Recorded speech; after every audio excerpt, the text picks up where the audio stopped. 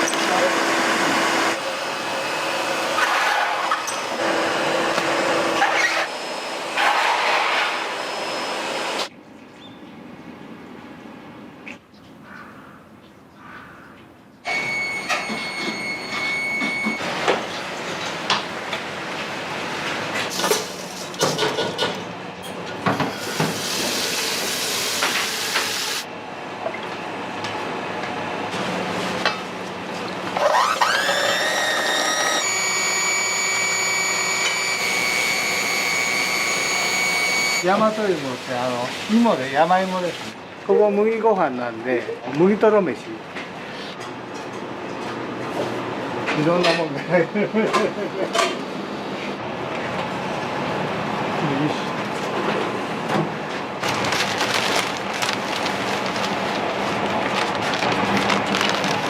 これはもうカツをねブレンドしてます。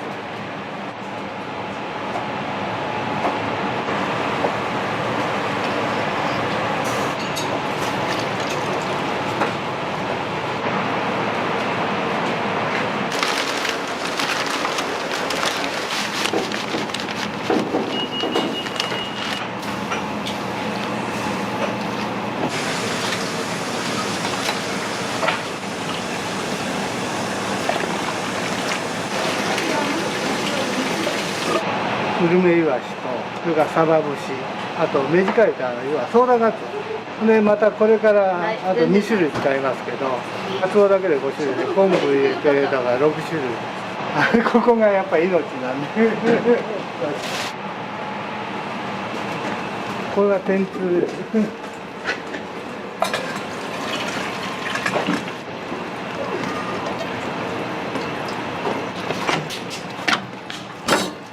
よいしょ。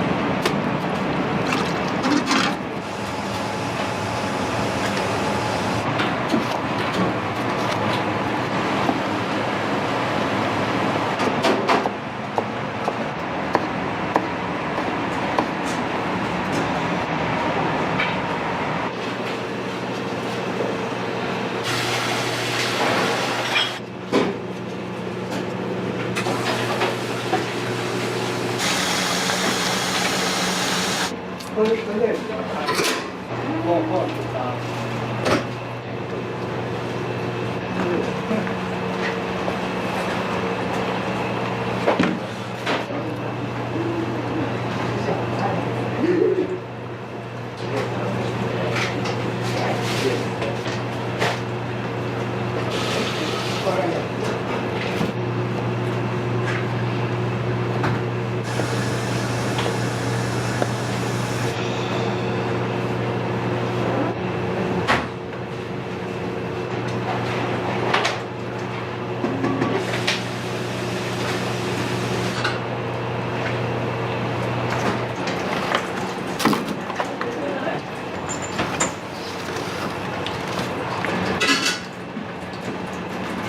今から仕込むのはお刺身につける醤油。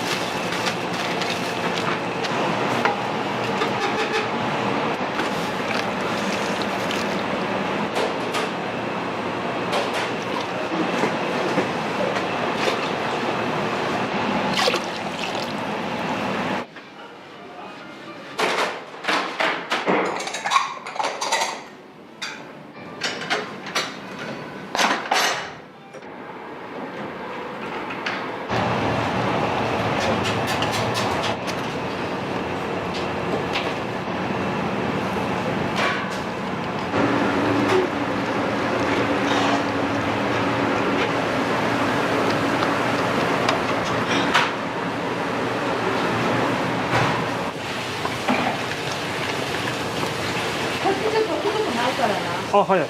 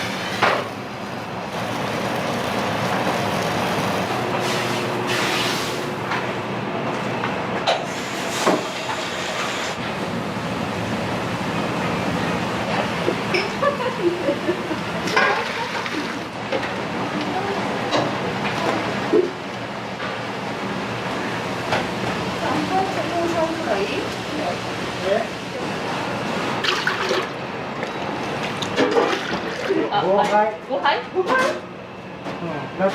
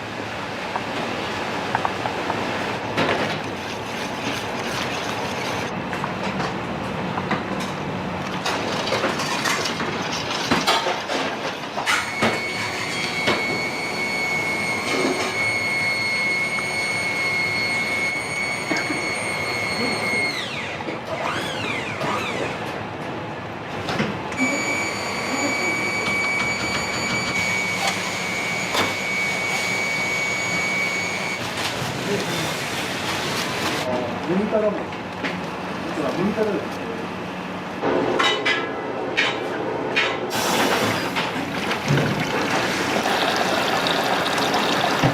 豆乳から作ってるんで、そこはやっぱりちょっと違います。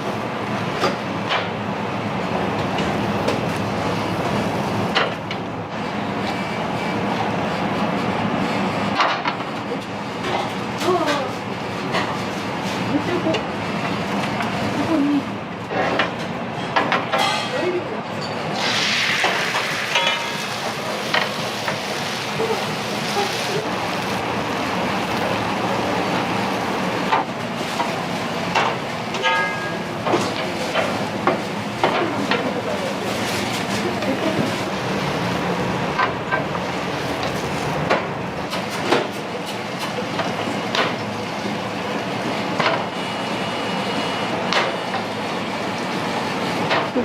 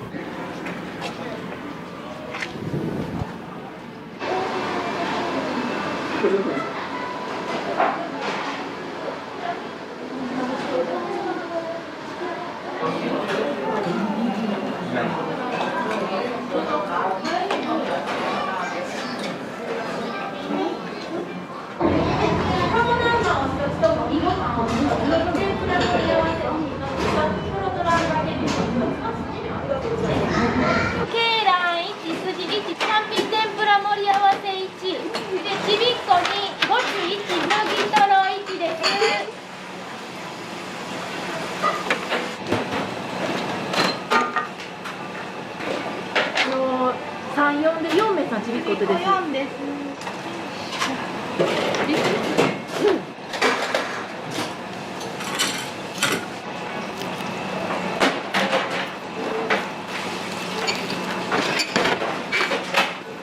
はい。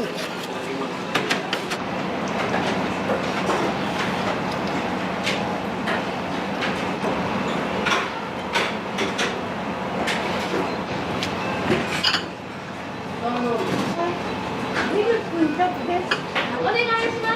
カモ1、麦ご飯1、セーラー1、でちびっこ2。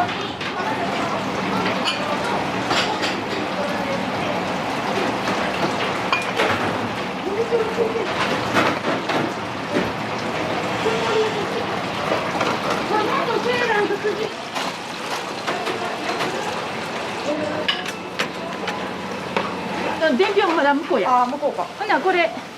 8キロ？そう、8キロ。あの置いとこで上がってくれる？はい。うん。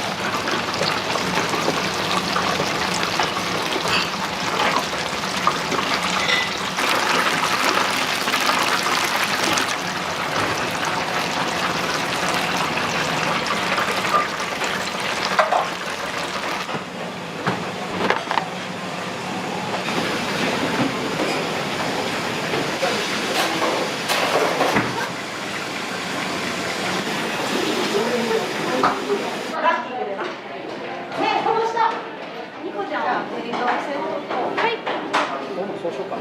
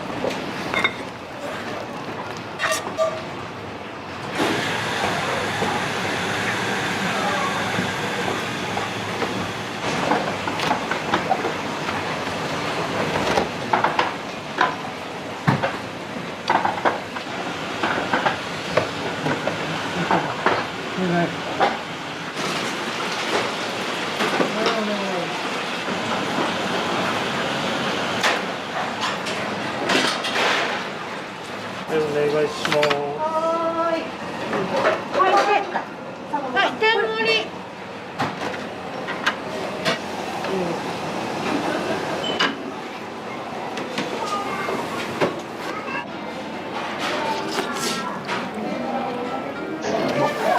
美味しいな。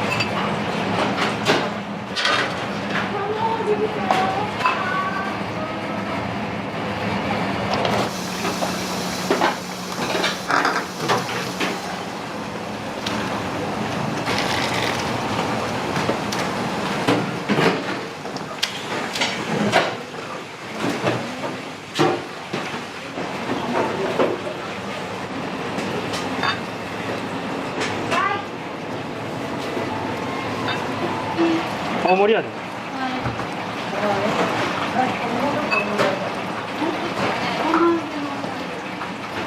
揚げ出すとこの揚げが大盛り。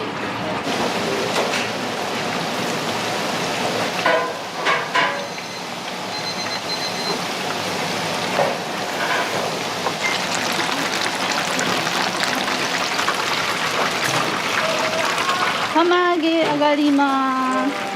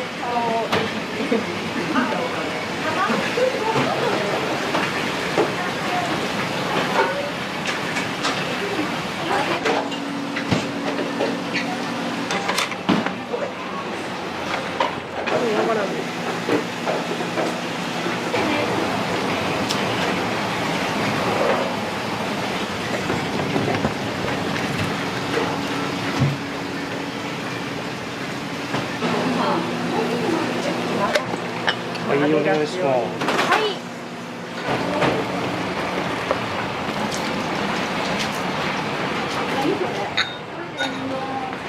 3個で終わり。あ、もう1個あるな。もう1個やな。もう1個。あ、おるおるおるおる。天丼上がります。これ天丼。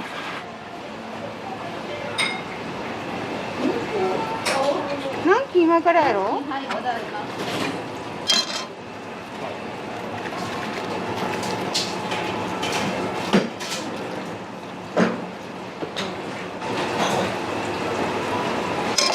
はい。18番いきます。どこや。どこや。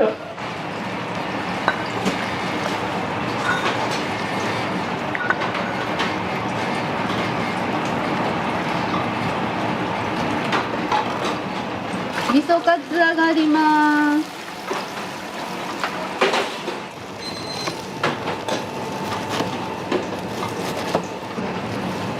どこや。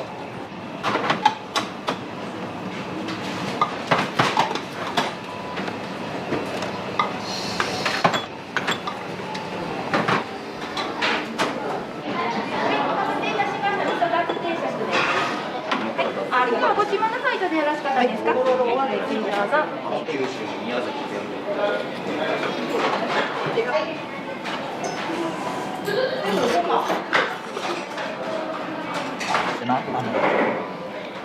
サラダ。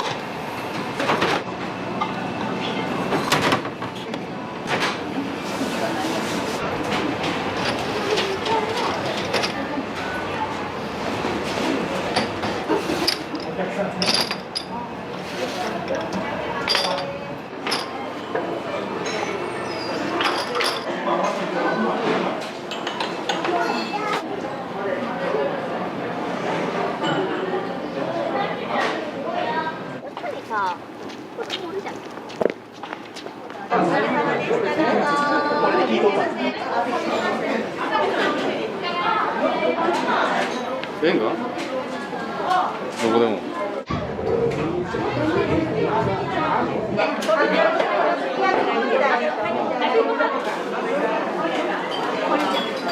じゃあご飯はもち麦ご飯、麺はもち麦麺です。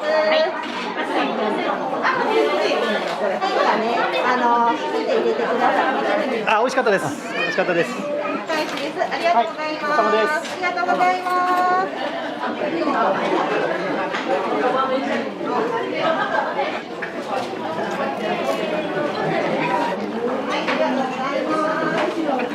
今日はどういったこの集まりなんですか？岡山県の瀬戸内市の有志が集まってバス旅行してるんです。美味しそうですよ。これがもち麦。でこれがもち麦のお蕎麦らしい。お蕎麦かおうどんかお蕎麦かな。普通のご飯の中にお麦がなんかプチプチっと歯に当たって美味しいです。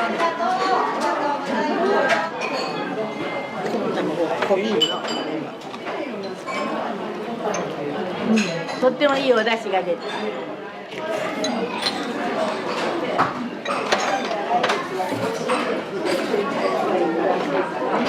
普通のそばとも違っておうどんとおそばの間みたい中間みたい棒がいいね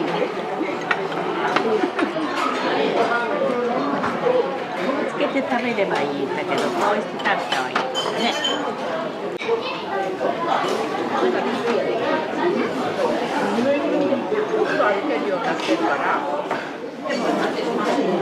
ちょっと食べなら賑やかに暮らしちゃう。すき焼き風で。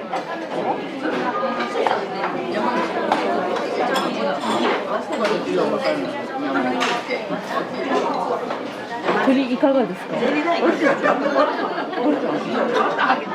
もちもちしてる。うん。麺が美味しい。何か違うんですかね、もち麦麺って。他と美味しいですね。うどんのようでうどんでない、ラーメンのようでラーメンでない。やっぱりもち麦なんよね。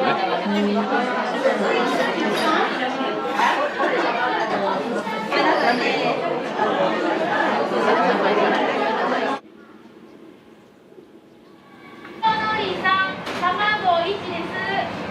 は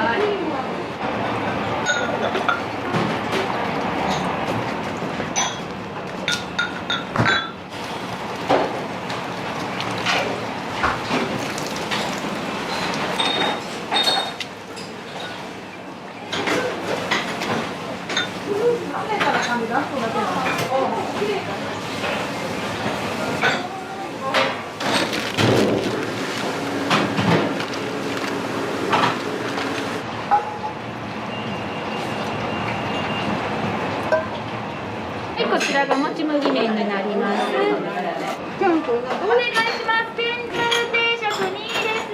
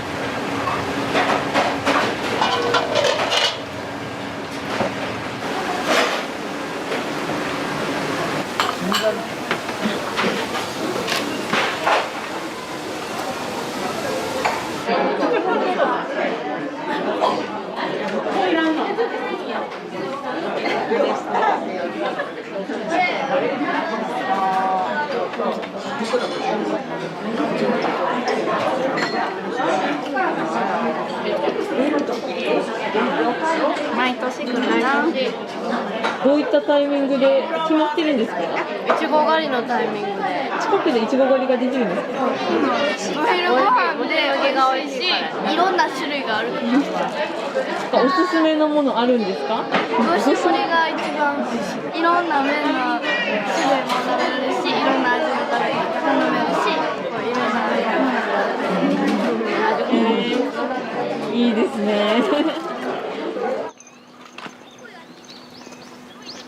刻る1、ちびっこ2、揚げ出し1、5種1。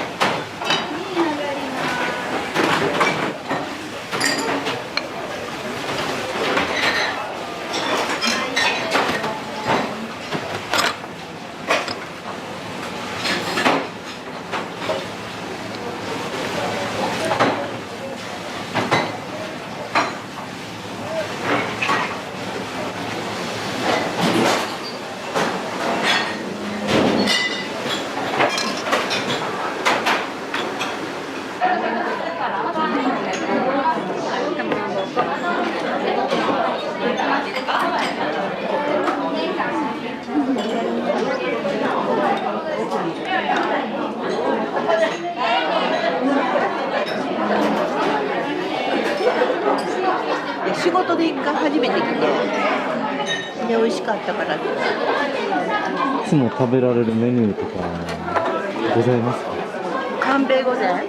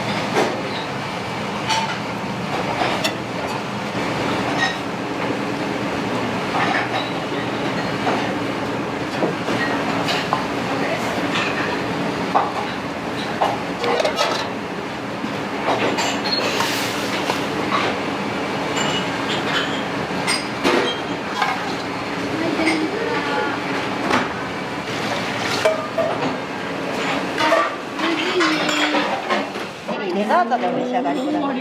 上に種があります。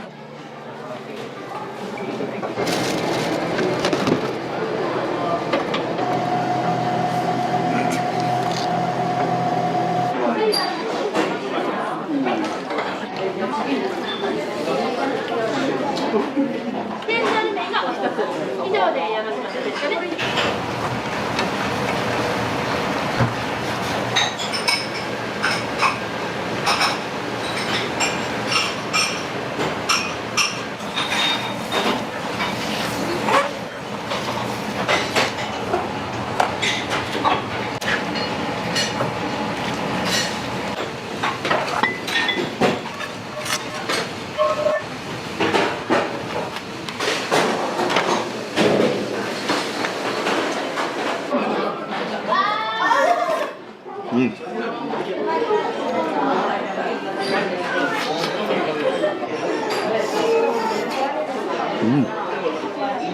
2度せん程度。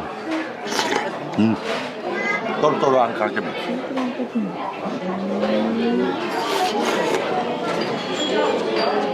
うん美味しいよこっちの来たもう夜に姫路やからねマツカップやから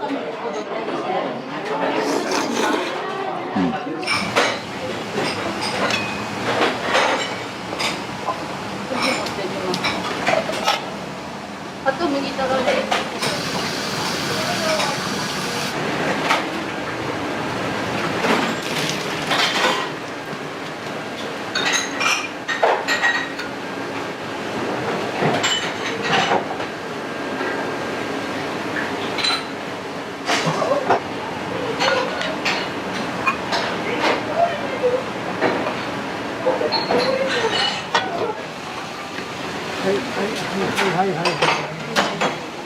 美味しそう自分が作って美味しそうだしはいありがとう食後のソフトクリームねおしゃってくださいごめんなさいちょっと七味のかさと。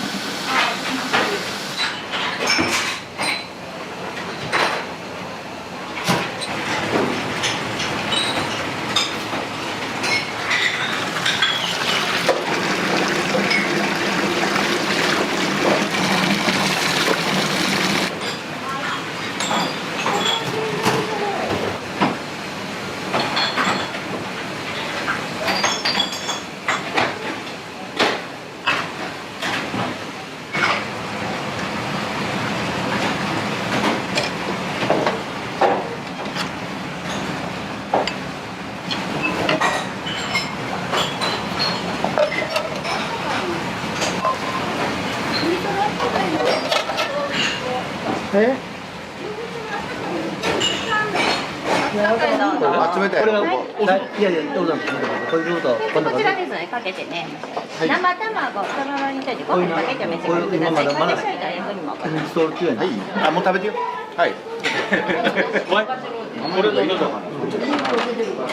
携帯の電話三べ麦太郎です。トロトロめちゃくちゃうまいほんまやほんまこれなんやもちもちつい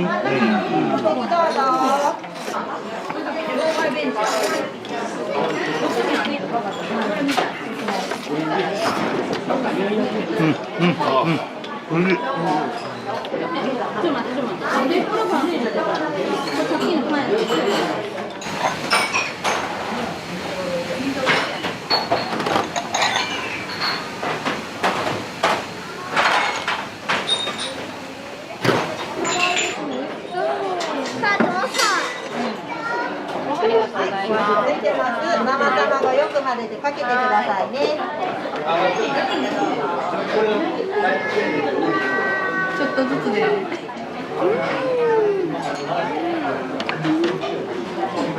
おいしい。寒米御膳かな。麦とろです。美味しいです。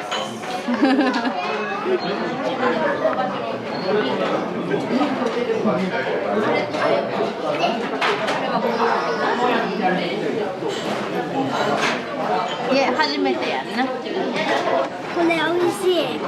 美味しい。今から食べるとか。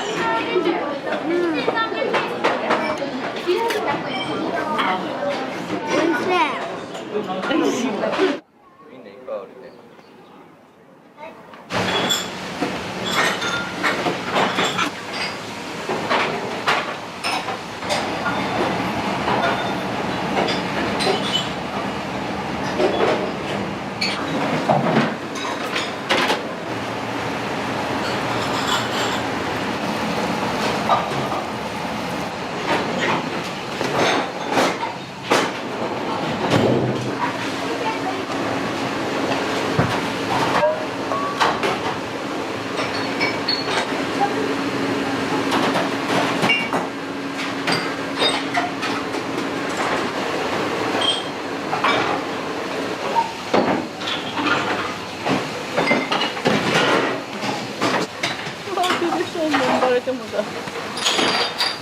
はーい、かき。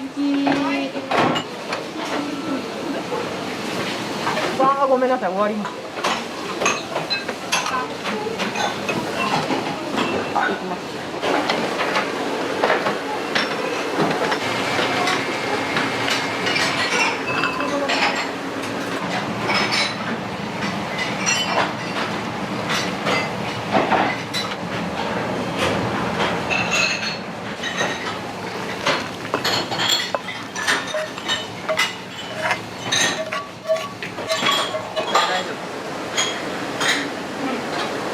はい、揚げ出し。ダルトロロ出たんか。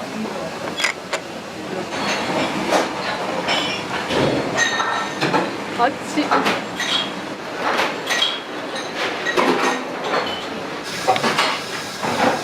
あ、向いたら。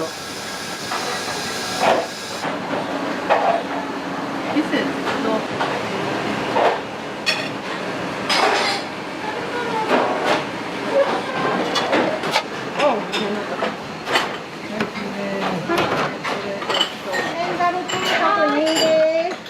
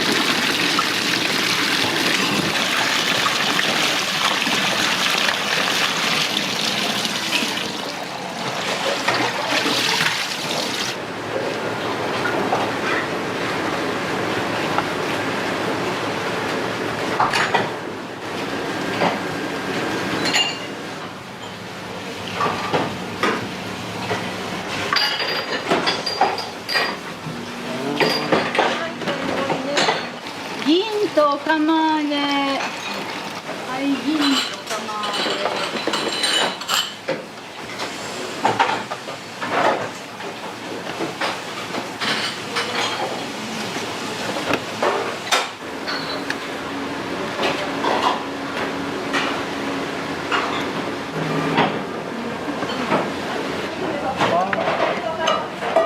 鴨肉しっかりね、白く煮ましたらね、お召し上がりくださいね。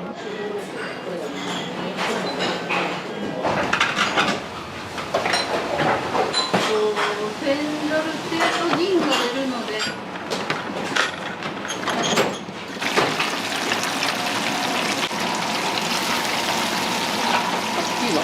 味噌カツ。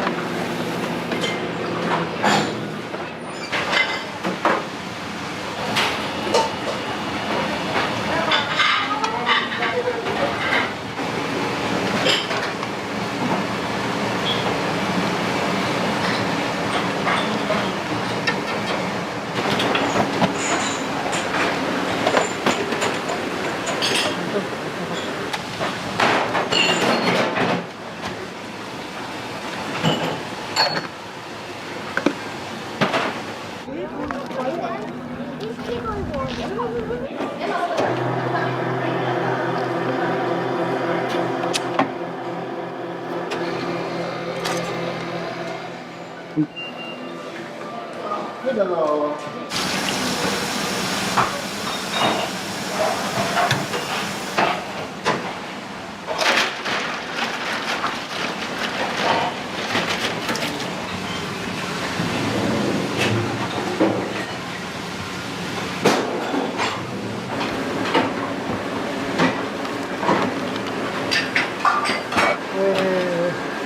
あれだ。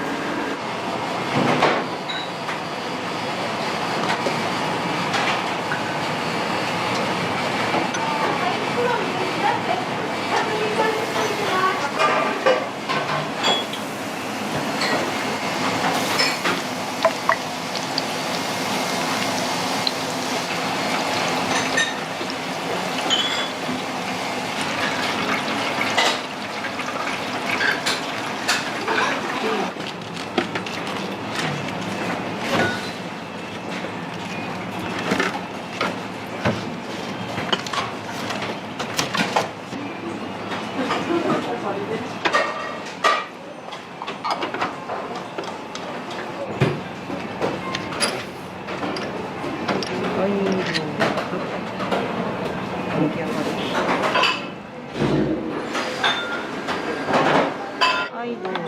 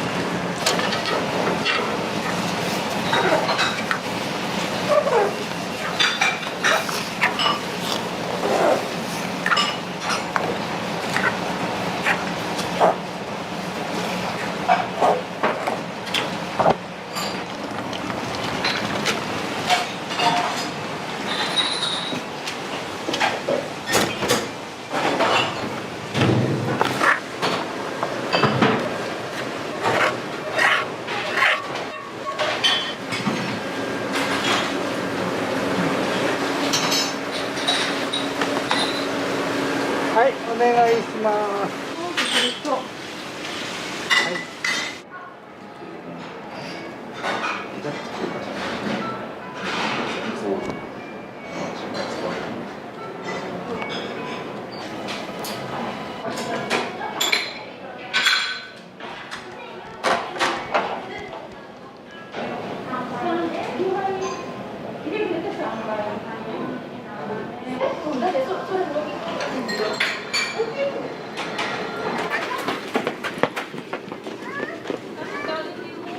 もち麦の館ができたのは平成7年の2月、ちょうど阪神・淡路大震災の直後ぐらいのオープンだったんですけど、かれこれ20 27年ぐらいですかね。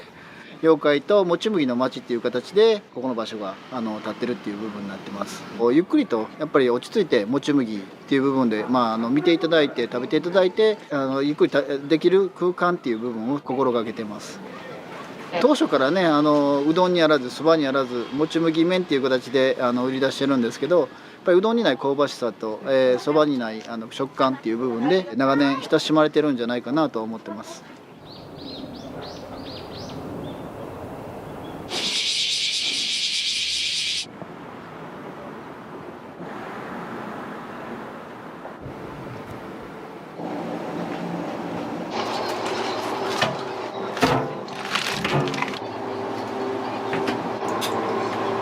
これは牛すじです。牛の秋です。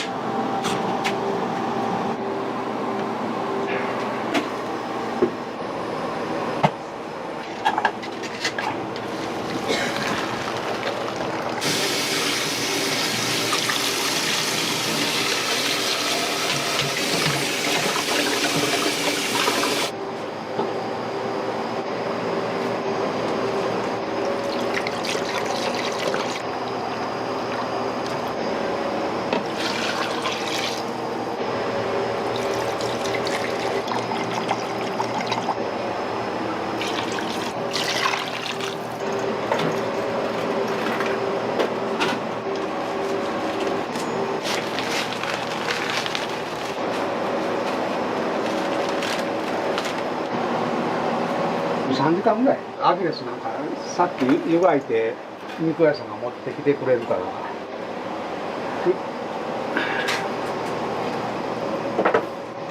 これでもあと炊くだ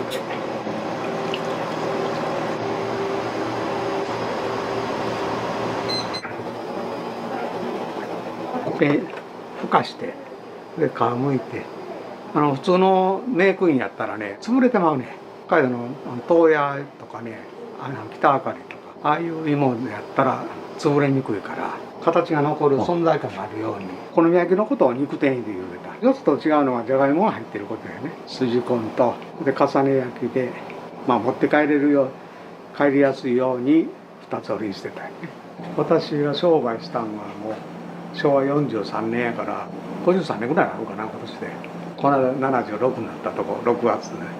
もう他知らんねんこれしか知らんねんもともと喫茶店しとったからね。喫茶店でお好みやりかけて40年近くなるのかな。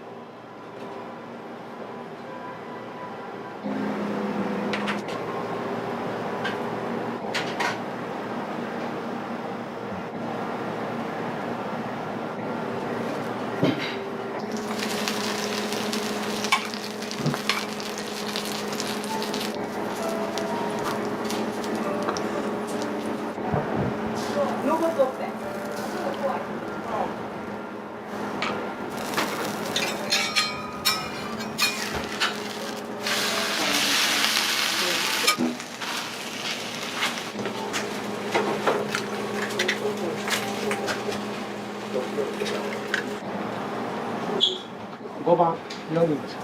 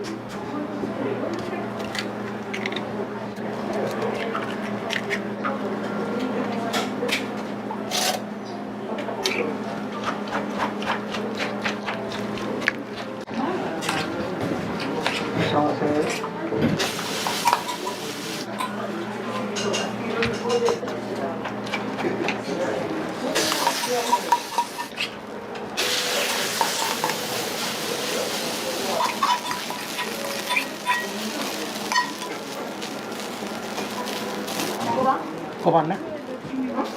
5番つけたよ。筋豚で。筋豚で。はい。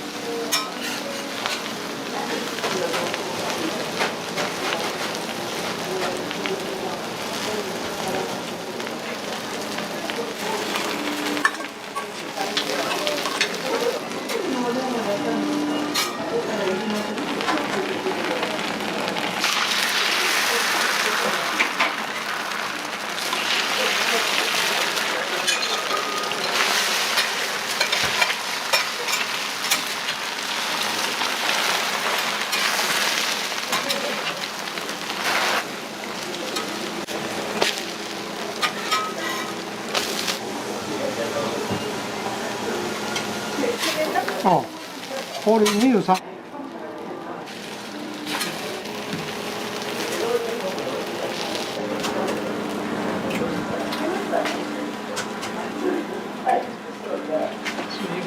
かまと添えてくれる？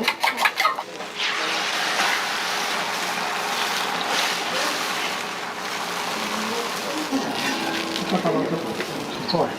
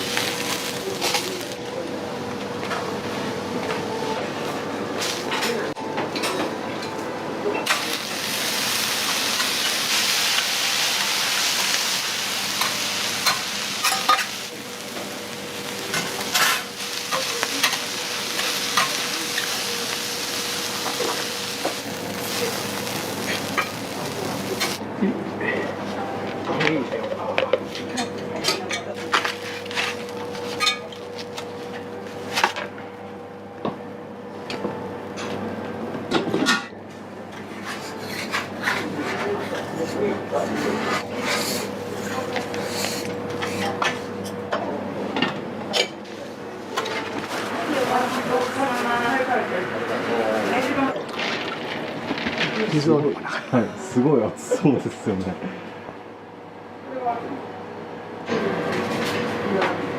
55分炊いて止めます。蓋してちょっと蒸らすかな。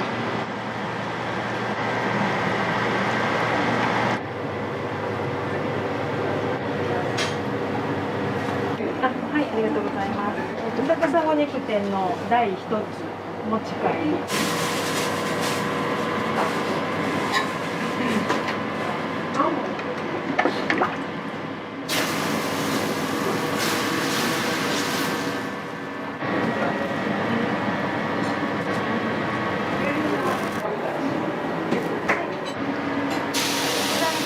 じゃがいも入り一つ何個？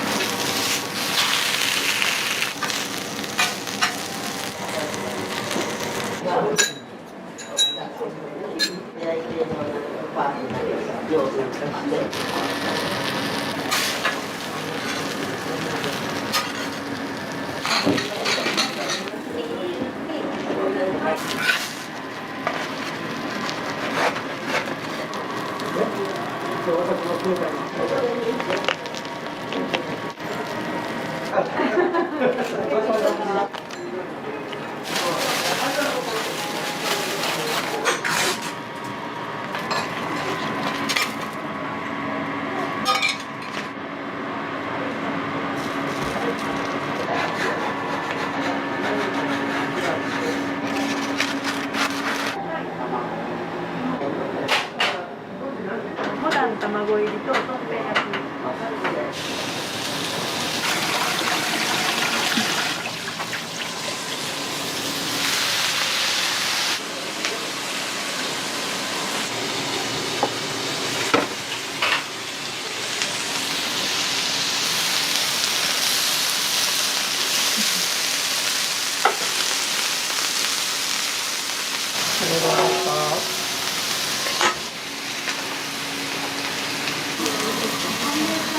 はいはい、ありがとう。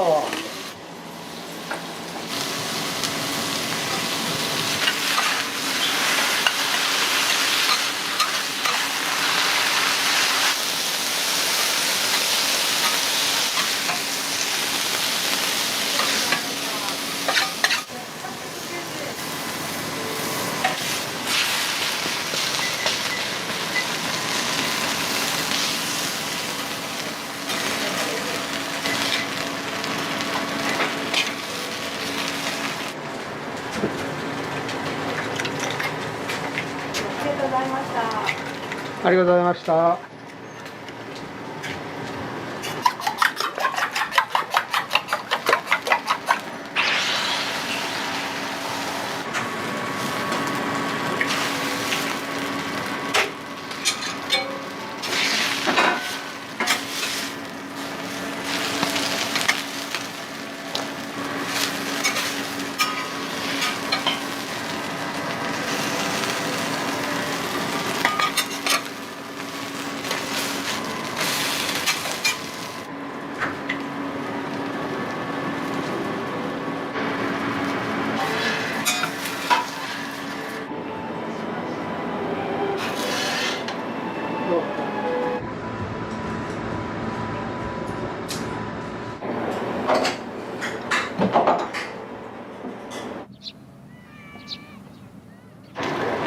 はいはい、ありがとう。ありがとうございました。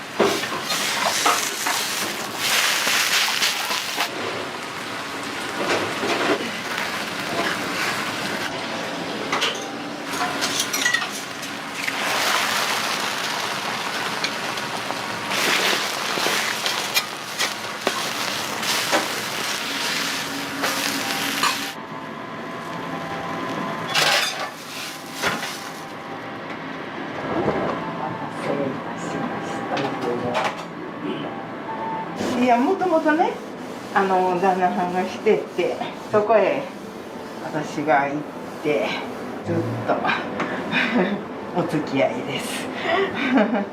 今まで。いらっしゃいませ。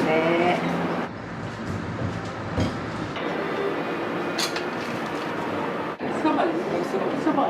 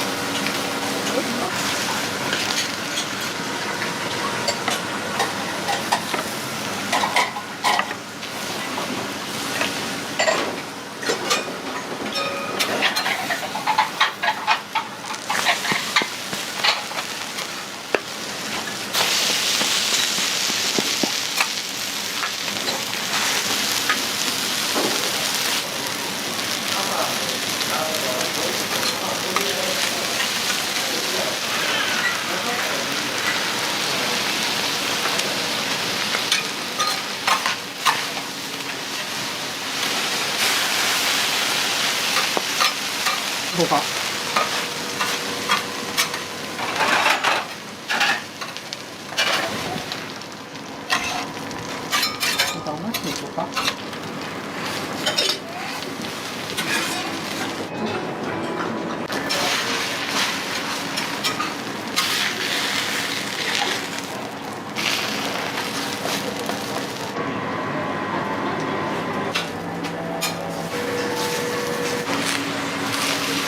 ネギ？はい。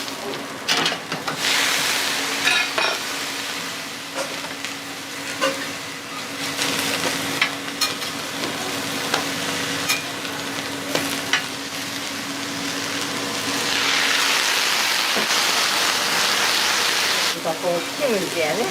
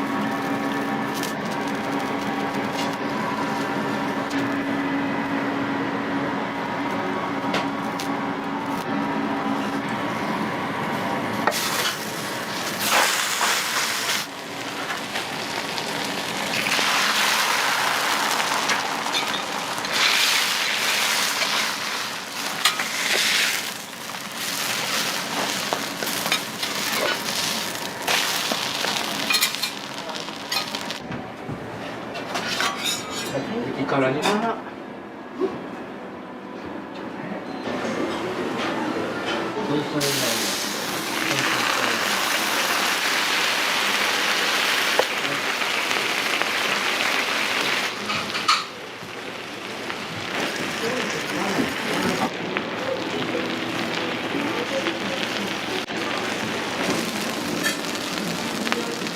かりにくいな。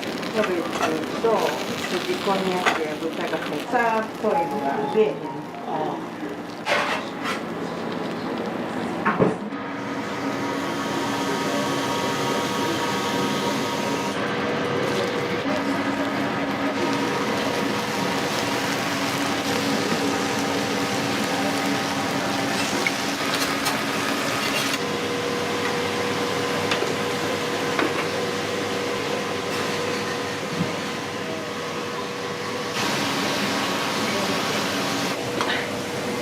小さんかデパケット乗った。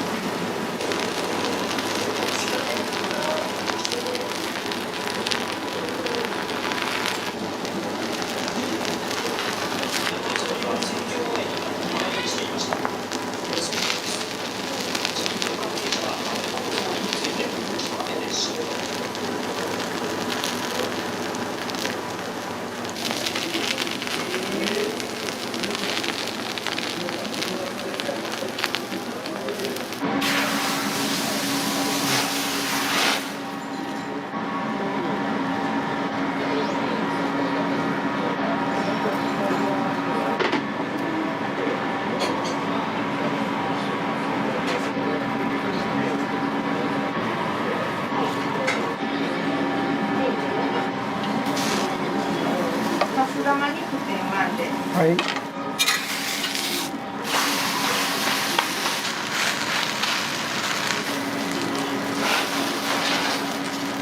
カスタマーに。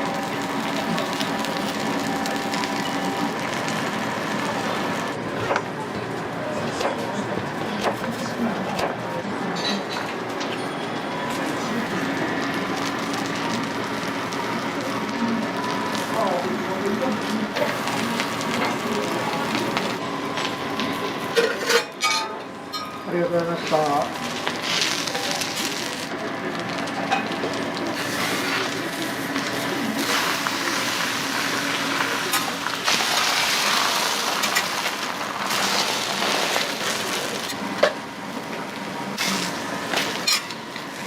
醤油系味。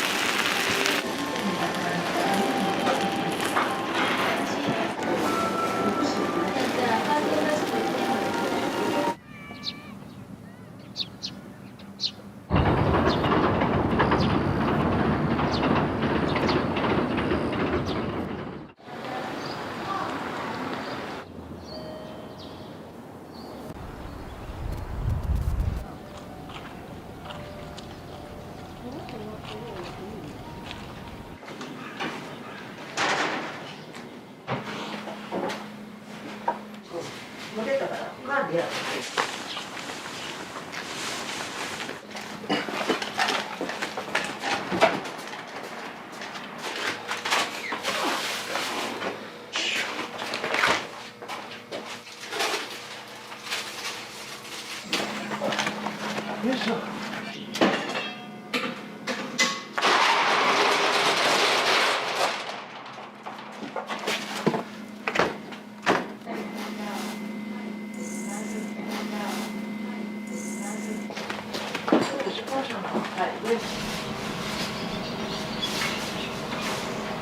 なんでうちみたいなとこ来てくれるのかなとか、まあ廃墟やからかなとかで思ったりもするんですけど、まあそれはそれで面白いんかなと思って。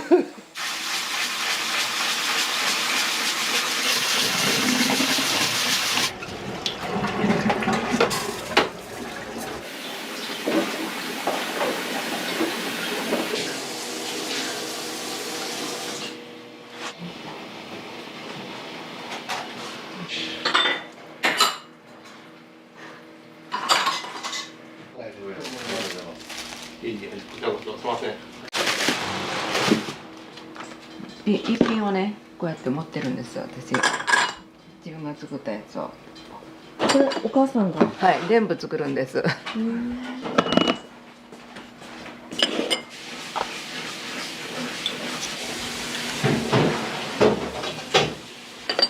最初もうここができた時はねおかずのケースのがあってね20ぐらいおかずケースの中にいっぱい入れてたでもやっぱり筋が病気がちでね、はい、でも4年前に亡くなって私一人でちょっと増してたんですけどね、手伝ってくれるようになったからなんかあとは補助だけで助かってます。これ今定食。掃除してる時はサンマとかそういうのもしてたんですよ。もともとずっと洋食やったんですか？僕ですか？僕はそうですそうです。ずっとですね。もともと父親も一番初めに洋食フランス料理をしてて、でもまあ聞いた話によるとフランス料理とかするとやっぱりどうしても原価がかかるんで店を出すにあたって町中華とかのがいいんじゃないかっていうので町中華にしたみたいなんですけど、父親の実家がもともとこういう町中華というかでその名残でやったみたいですよね。持ち帰りがね最近よくありますよ。これはね今一品をちょっといろいろ作ってるんですよ。毎日ずっと同じもんやったら飽きるでしょ。だからちょっと変わったやつとかもいろいろやってますよ。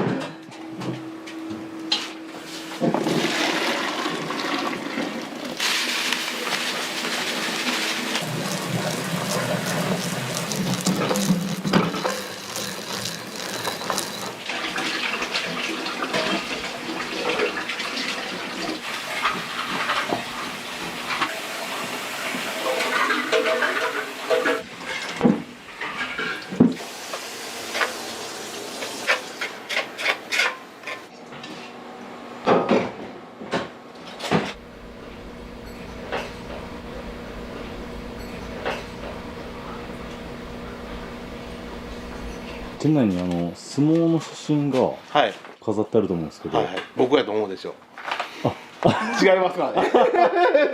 うちの昔からのお客様で、その方が今お相撲さんになって今まだ幕下なんですけど、昔からもうちっちゃい小学校とか父親が生きてる時からずっと家族で来てくださっててね、曲げとか言った時も親父に見せたいって言って来てくれたりとかね、この子がね大辻君です。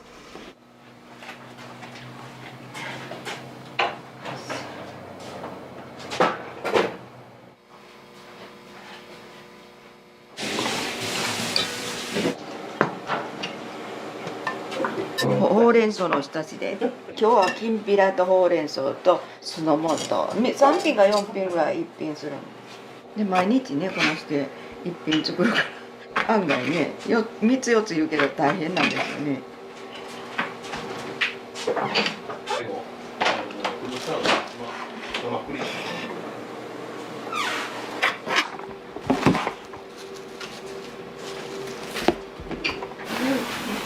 ここが入れないに太いからそやからもうこっちで私がもうこっちとこの辺で仕事したりしてないの入られないから。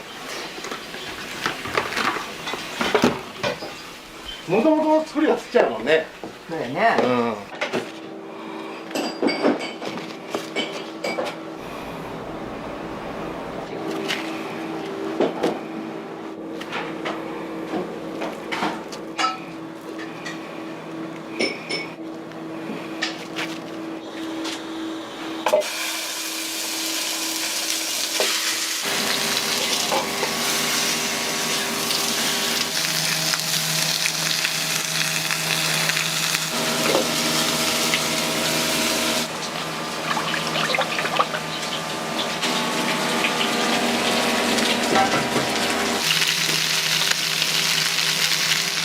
父親の代からやったら多分30年ぐらい。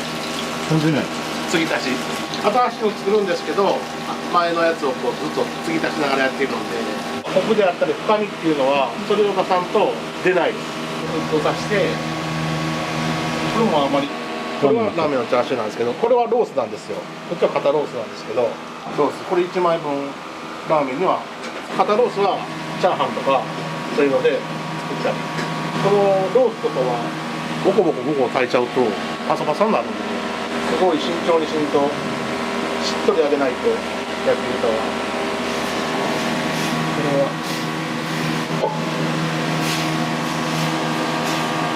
はいから。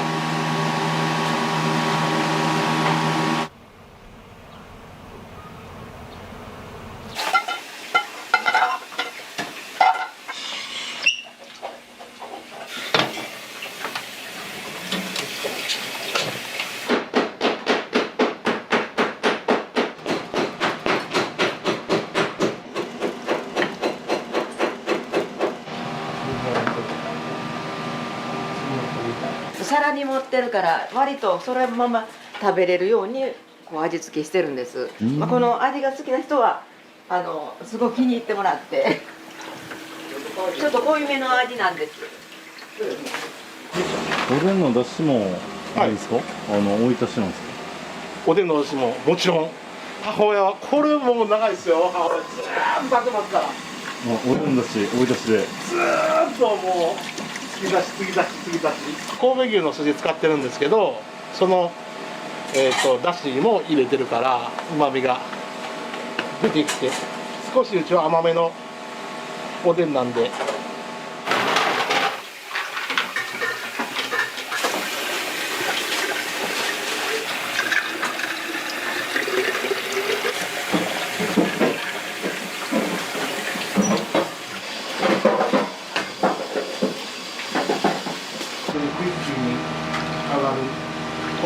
いろいろこっちの方が辛くないんで、これが神戸牛の筋なんです。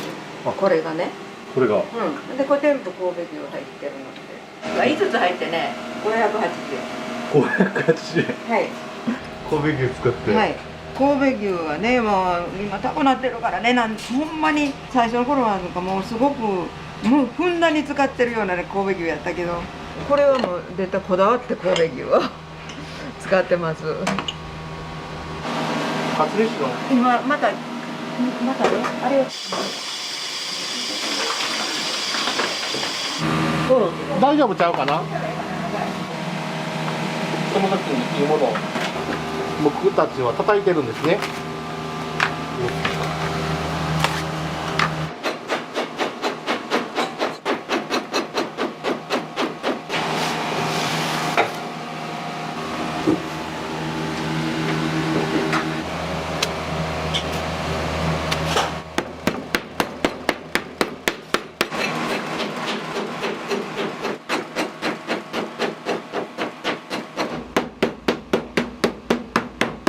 初め食べるのがもうあれやな、決まってるやんな。もうスプーンはついてこうへん。こうへんね。カツレシは基本は箸やな。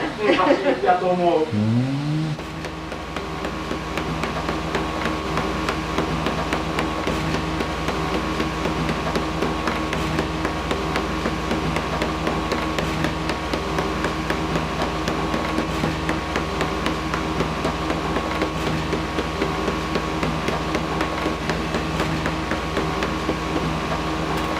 カツ飯はもも肉なんですか。そうです。牛のもも肉です。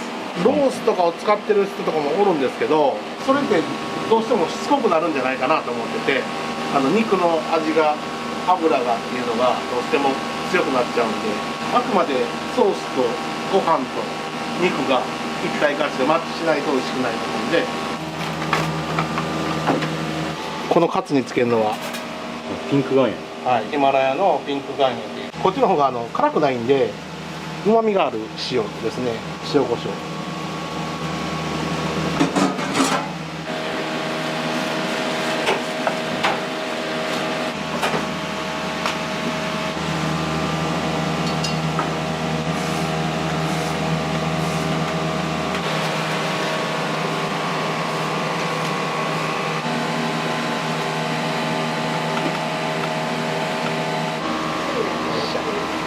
こんな感じですか。これがつけてた分なんです。必ずつけておく分ですね。少し前に1日夜ぐらいにつけたらしっとり揚げた時にクリスピーになってくれて、肉とパン粉の間に空気が入らないんで肉が縮まないです。それが一番かもしれないですね。乾燥パン粉と生のパン粉を割るのも、乾燥パン粉は適度に水分吸ってくれるんで、つけたてやったらどっちかというとサクサクってなってちょっと柔らかい衣になってしまう。でもこれやったらカツ飯のソースかけた時にべちゃってなってしまうような感覚がなくしたかったから。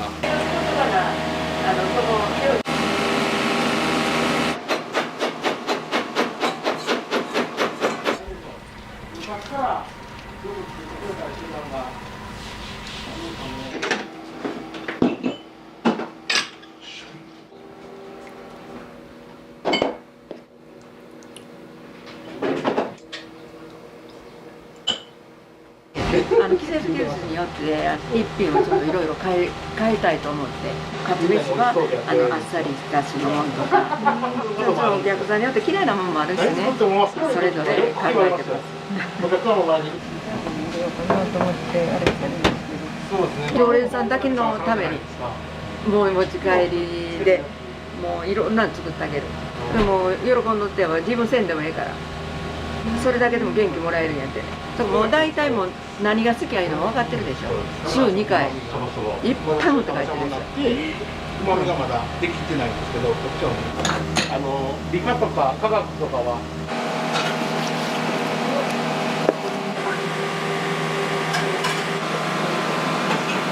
昆布使ってるんですね。昆布の旨味を入れてるんですよ。アミノ酸の一つのグルタミン酸が、鶏のイノシン酸と混ざって相乗効果を生み出すとか、そういうのをこういろいろ簡単に味の素を入れたら簡単に旨味を足せるんですけども、それだけじゃできない。昆布を入れることによってっていうかねっとり絡みつくというか面白いですよ。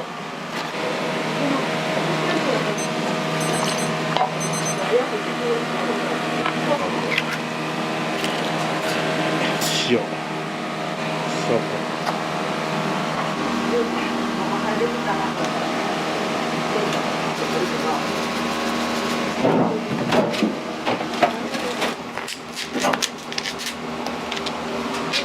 れ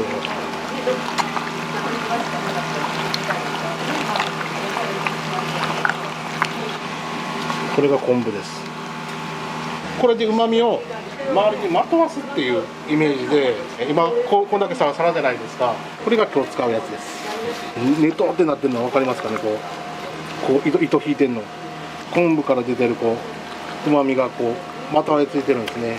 どうやったらより美味しくなるかなって言って、手間暇かけんと多分美味しくならないじゃないですか。時間をかけて美味しくさせていくっていうのが僕とか親父のモットーやったかなと思います。あと半分、はい、これがかつめしのソースですね。仕込んでた分です。5日分ぐらいしか持たないかな。1週間持ったらラッキーぐらいこ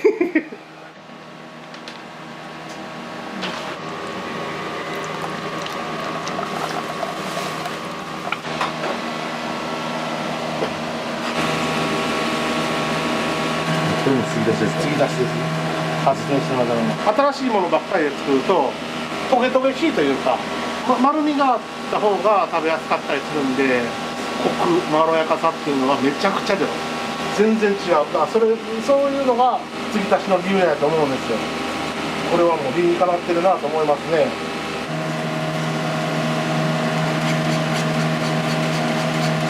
お客様に最後なる分のフルーツサラダ、フルーツと生クリームを合わせてシンプルに一人でやってる時にやり始めたことですね。フルーツサラダ出してあげたいって言ってね。それがサービスなんですか？定食についてます。でも定食以外にもつけてます。来てくれたお客さん全員に、一口だけって変ですけどね。そこからの名残でずっとやってます。父親はそうやったんですね。人に喜んでもらったりとか、美味しい美味しいって食べてもらうのが好きやったから、いろんなものを多くつけたりとかようしてましたね。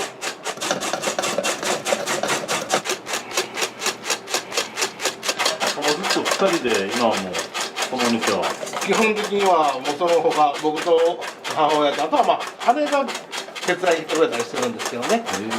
やっぱ3人おったらね、ちょっと助かる時あるよね。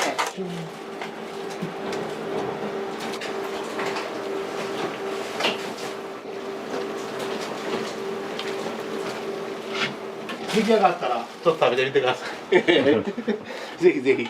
出来たてはもっと美味しいですから本当はね、出来たてを作ってあげるのが一番いいんでしょうけど。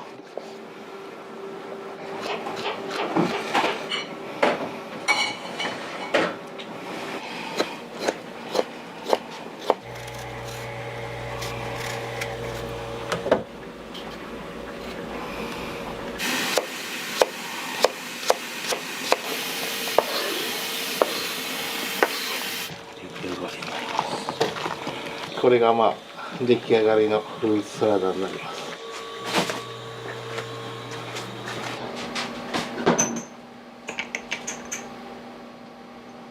これをねこうやってね一つずつこう入れて、それでお客さんにね一番最後に本人出すんですね。忙しいって忘れたりちょっと忘れることがある。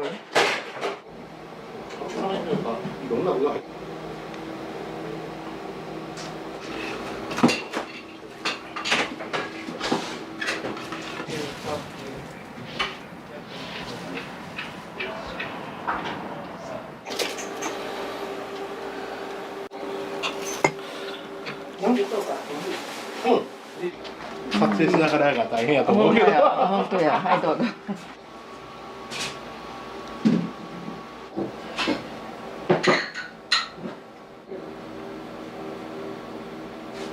お腹いっぱいなあの人に会えるから嬉しいわ。お腹いっぱいなさ。お腹いっぱいな。なかなかないもんな。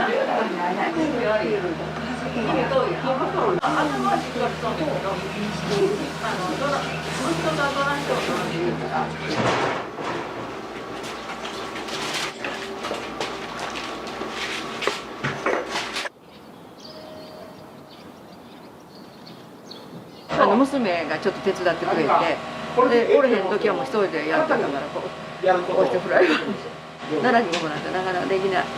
今はねもうさからゆっくりしてるもう全部してくれるから。私そこねここの市場ができて2年ぐらい後でしてるから48年か9年ぐらいになると思うんですよ。できた時はねすごいやっぱり市場自体がね繁盛してた頃やからね。今はコンビニとかもう大きなねマーケットに押されてしまってるけど、もう市場が全部こういう状態になってる。もうやめてるところが多いですね。でも私そこも1軒だけになってるけど、もうなんとかみんな頑張ってよっていうから頑張ってるけど。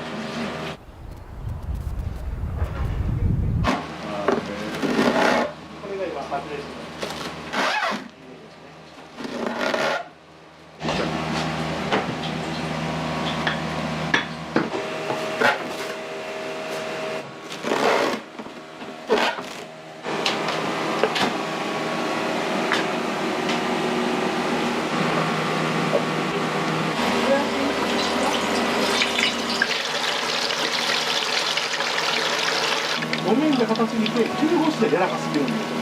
厚揚げすごい美味しい。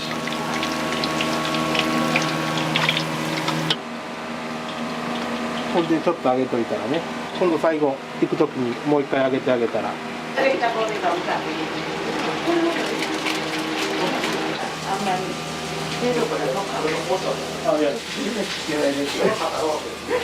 父さんの写真がここに載ってるんです。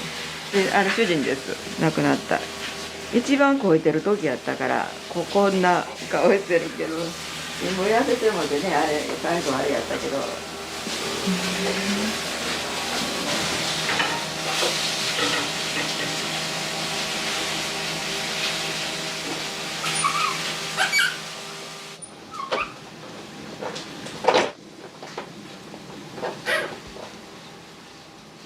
こういう顔やったからね、プリンはねこんな感じでわあ持って帰るよって言ったからこういう感じ、極限に究極に柔らかくしてるんですよ。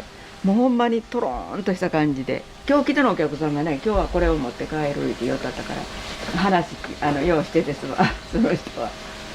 これがお父さんの写真でこれいつも置いてるんです3年も経つんやからね。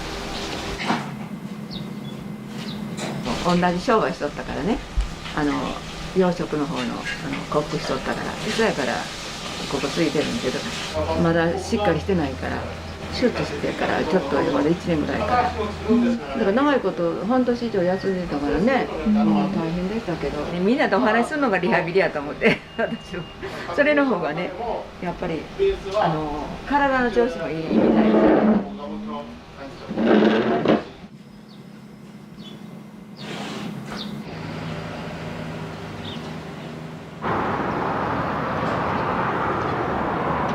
おはようございます。すごい、これで、すみませ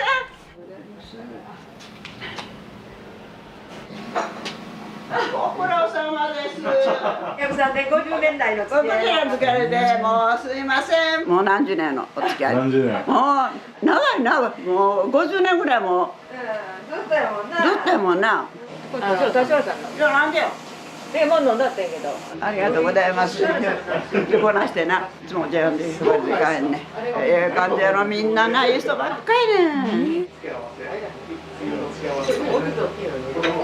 ああ、美味しい。もうね、この年になってね、ずっと来られることありがたい。ここのな、お父さんの内縁してやってな、すごいで親切でな。私らも感謝ですわ。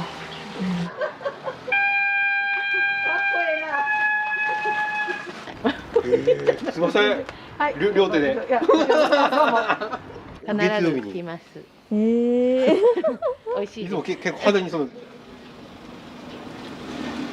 またやりましょう。はい。まだガリも。頑張って。バイバイ。バイバイ。まあいろいろ付け合わせはかつめしでね店舗いろいろ違うと思うんですけど、僕は千切りのキャベツのサラダと何かしらのパスタ、和風のアーリーオーリオみたいな感じ。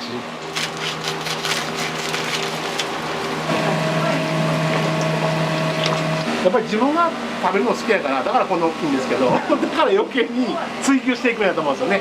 やっぱりこれ美味しいなって思ったら、それ俺も作れるやろうなとか、俺やったらもっと美味しく作りたいなとか、そういうことを思っちゃうから、どうしてもこれオリーブオイルじゃちょっと強すぎるから。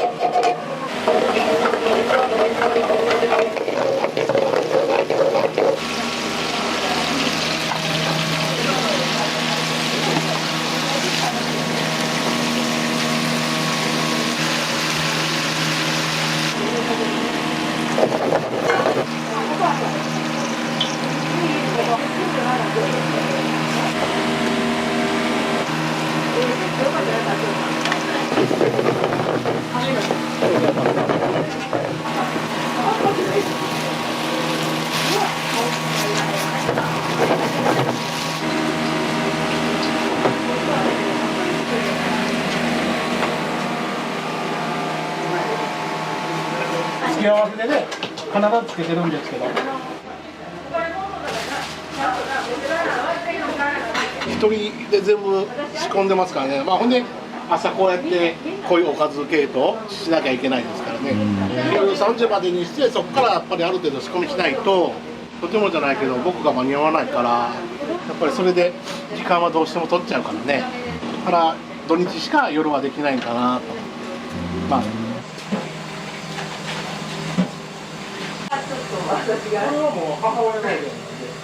日によってちゃうんですけど、やっぱカツ飯はめっちゃ出る。あ、ご飯おかわり自由ですか？おかわり自由。そうしないとカツ煮した時にご飯がいっぱい食べられへんから、好きなだけ食べてくださいよって言って。オープンしようするで。よ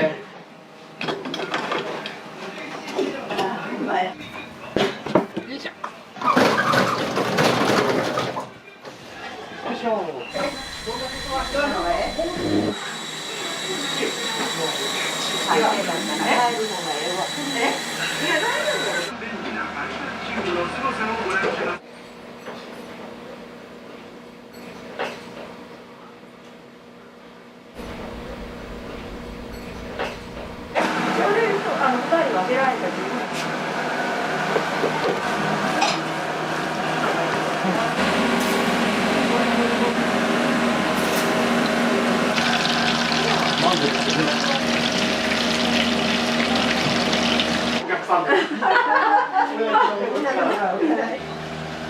昨日はね、もうこれぐらいからも。でも外の方がぬくいやろ。そこの市場出てた時にそこがメインで来とって、ここで帰りしなにラーメン屋あるからラーメン食って帰ろうかいって吉本が初めで、それから美味しいから言うてずっと吉本てるなあ、私がちょっと病気しとったからな、もうやめた思って知らなかった、ずっと見に来たって、もうずっとシャッター閉まったままでもうやめたったなとかって思って、で後でまあ聞いたらこんなんやったりとかね。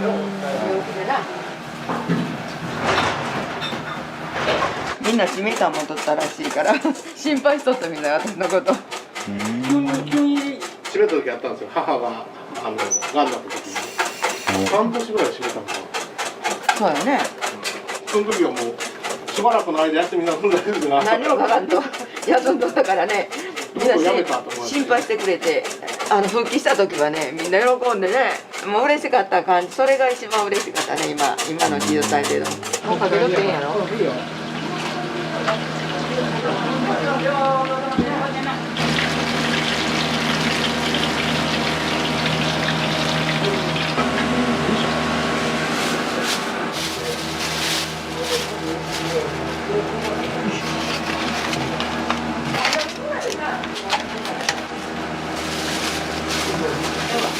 はい、田代さんできたよ。ありがとう。ほんまや。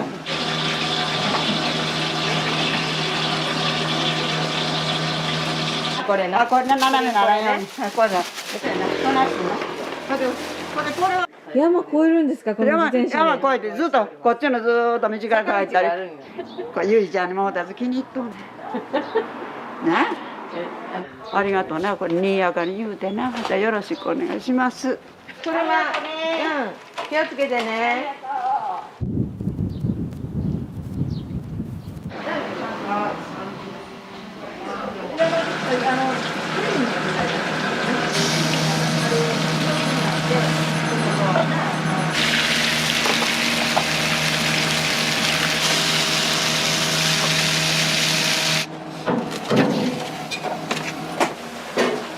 はい、できましたよ。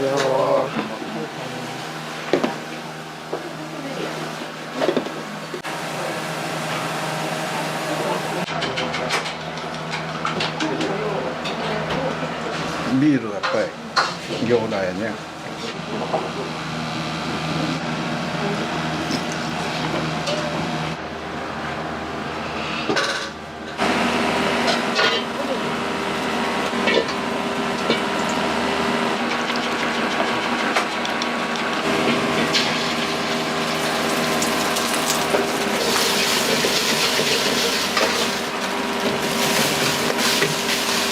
片栗粉も最後に入れといてくれる。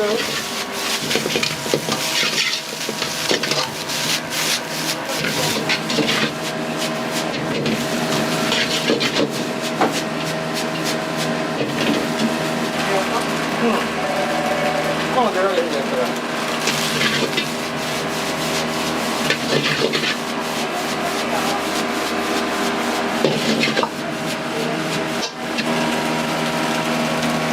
男の人。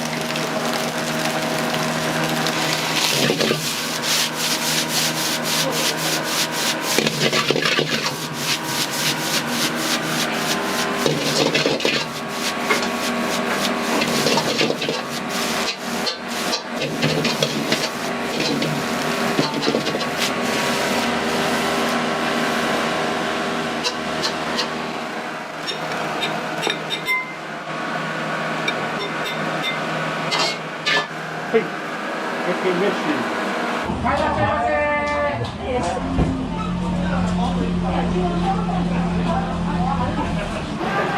他にお風呂のところから一緒だったら。ここ最近。唐揚げがもう超でっかくて、こんなしょ食べられへんみたいな。そうなんで今日はちょっと抑え気味で。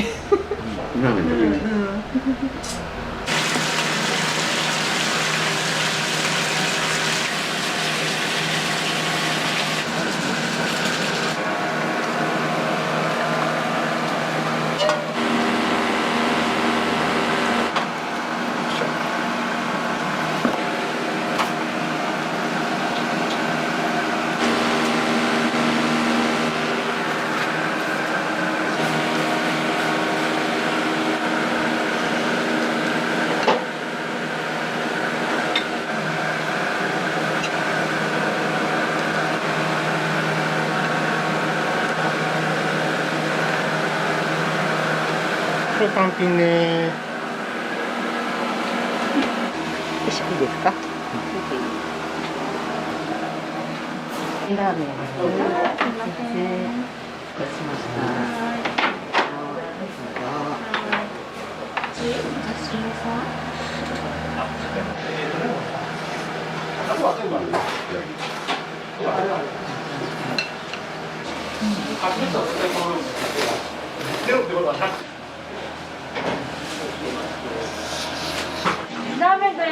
それから一つね。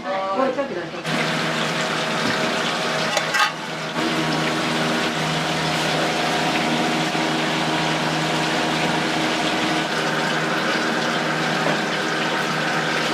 通りますよ。はい、通りますよ。はい、窓を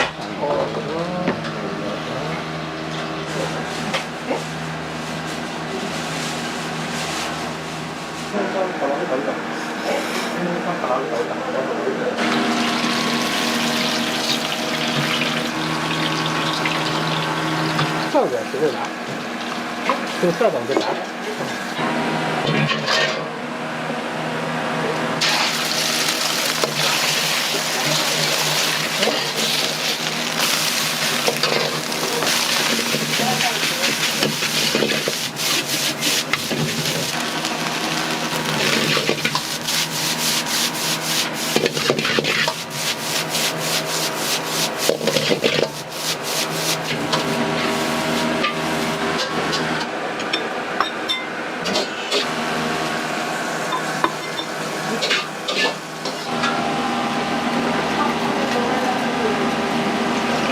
ありがとうございます。よ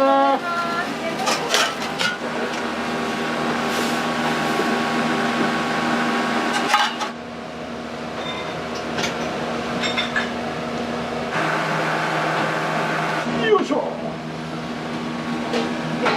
い、ごめんなさい。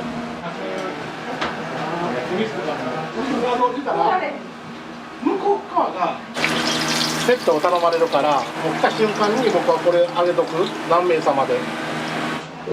カツ煮定食。カツ煮ね。はい。ご飯は大盛りで。はい。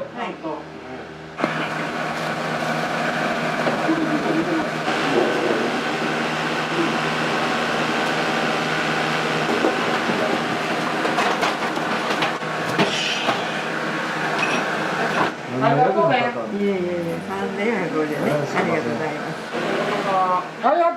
どうも。お父さんです。ありがとうございます。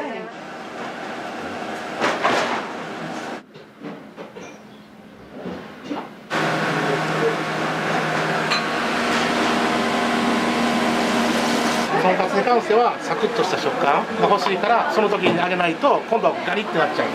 その辺のこだわりですね。はい。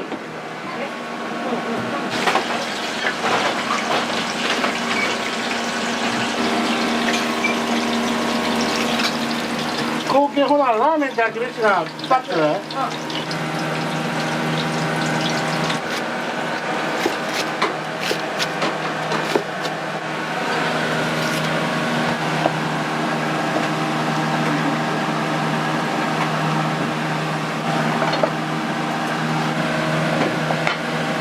はい、カツ煮できたよ。は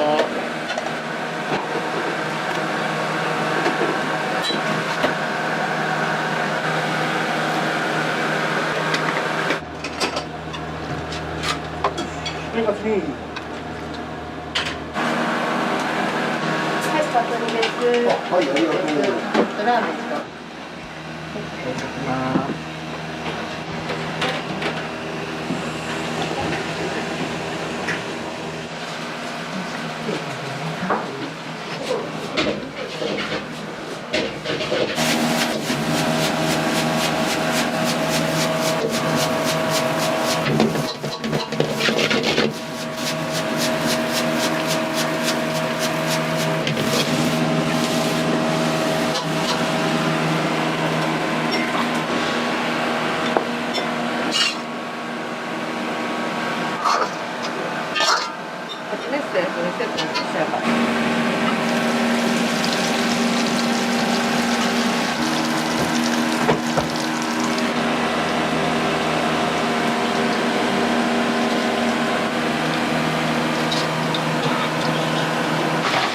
唐揚げまた入れてくれる？あれも入れてくれたら助かるわ。このまま。ありがとうございます。はい、ちょっと多めに。あの子らの台ちょっと多めに入れたって。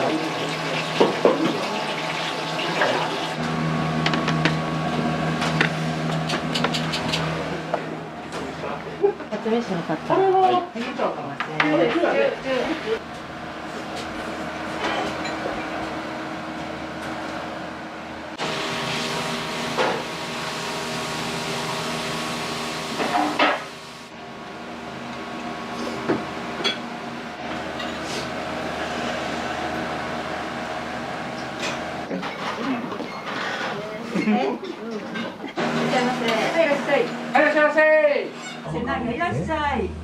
3の後3名様だ。はいね。はい、お待たせです。はい、どうぞね。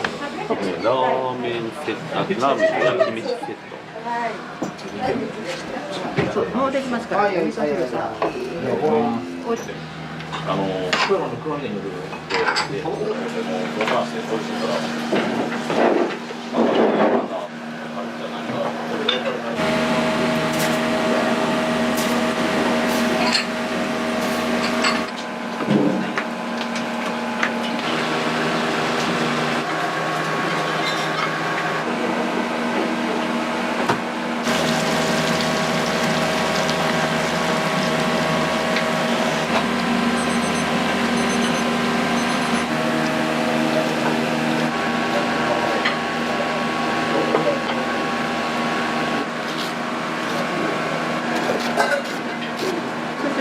うん、いいよ、出しとっていいよ。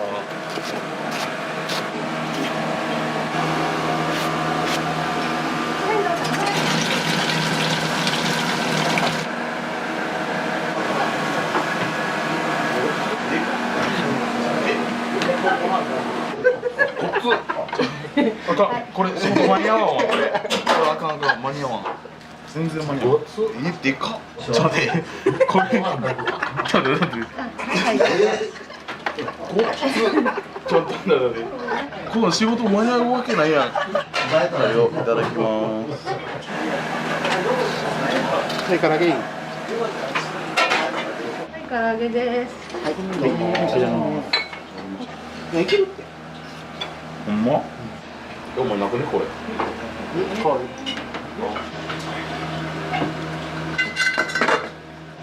ってこれマジ食い切れる？1000円で腹いっぱいになる。いや腹いっぱいどころちゃうってこんなん。上から仕事できる。これほんま仕事できるのあかんわ。やばいわ。必死ですよ。めちゃくちゃ必死です。めちゃくちゃ必死。うまいけど。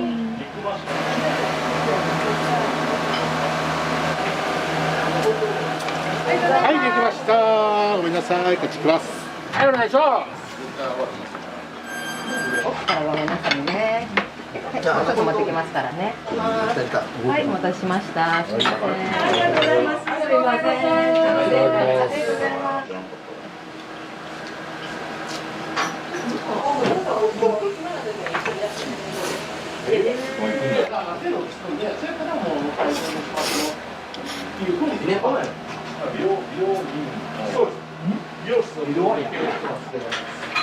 それだけ。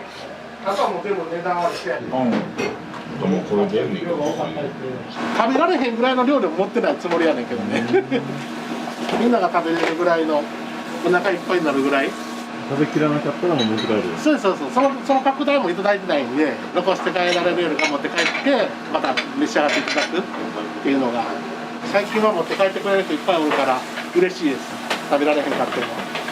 僕がでかいからね、基本僕専用な僕サイズになってくるかもしれない。おかんによう言われると、もうちょっと減らした方がええって。食べられへんかってもいいから出してあげたらええやん。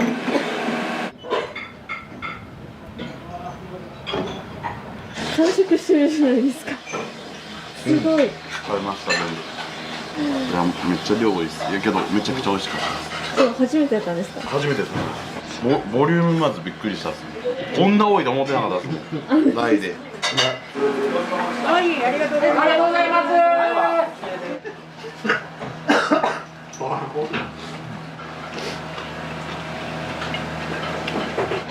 こに今入ってます。安くてボリュームがあるよな。はい。タレ。美味しい。ありがとうございます。単品でお願いいただいてありがとうございます。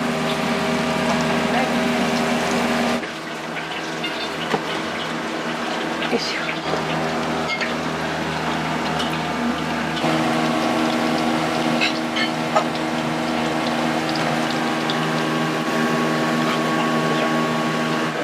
らっしゃいませ。一品であるのけど、こっちにあるから、聞いてなかったら。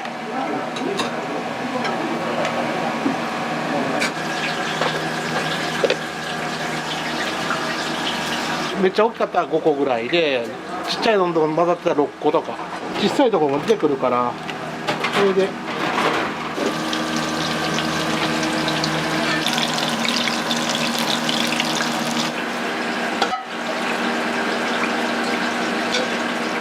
和風ラーメン。和風のだしに神戸牛を入れて、卵でとじた。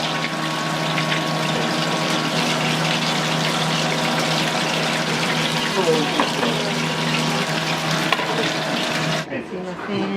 唐揚げもできますから。唐揚げも作って。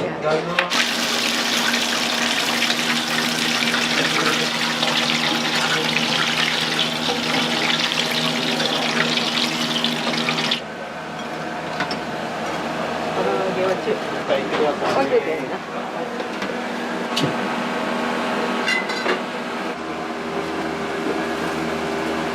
チョコレート。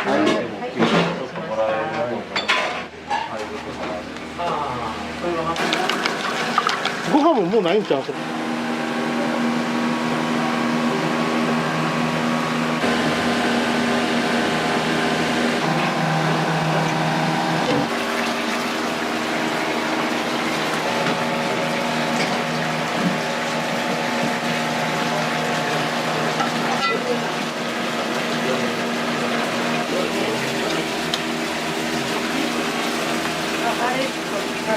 はい、和風ラーメンです。お待たせしました。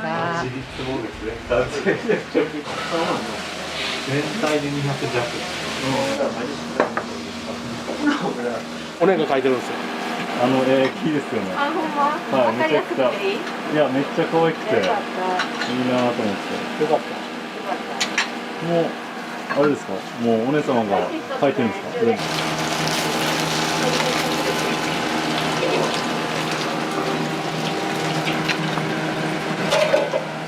はい、餃子。餃子お待たせしました。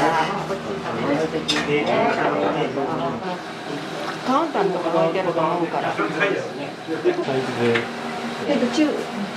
い。じゃあ中で中で外して中2つ。はい。初めてはい。来て。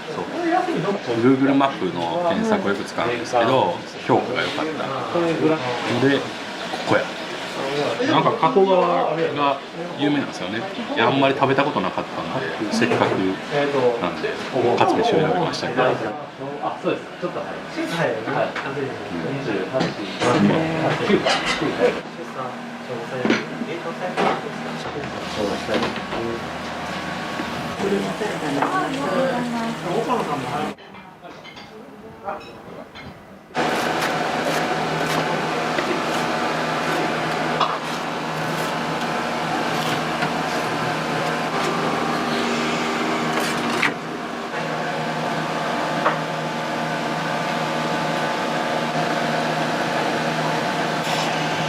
はい。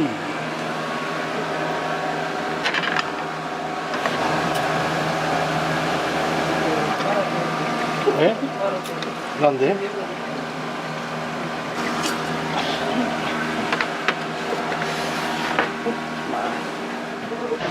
待たせしました。あ、中でよかった。ありがとうございます。中です。中サイズ。ちょっと圧倒されてる。お相撲さんの。あ、そうです。はい。ありがたいですね。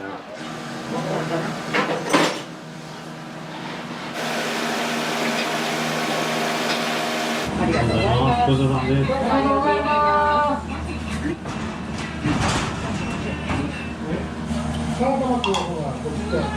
だからおとんちゃん、えみちゃんじゃあ、大山さんと。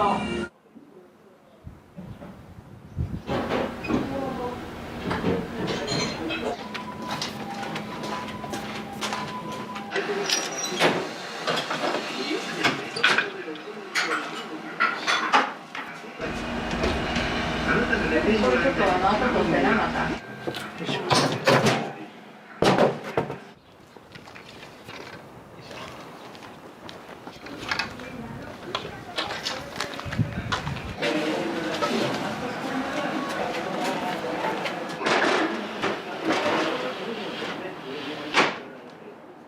種類11種類ぐらい定食に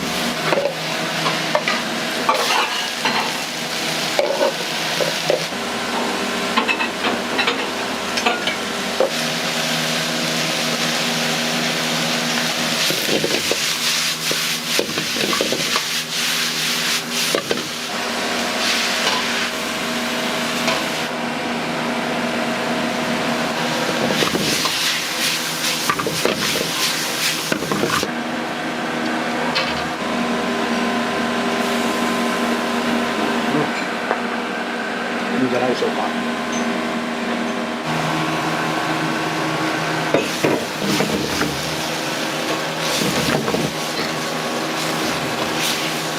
ここに入れますよ。よ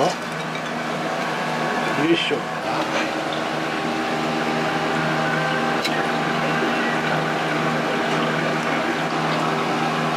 完成です。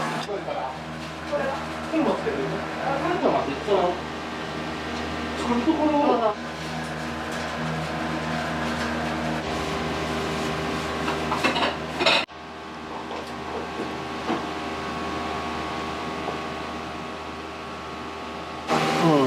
ちょっと頼むわ。この辺は。僕が見たらちっちゃく見えるでしょ。逆に。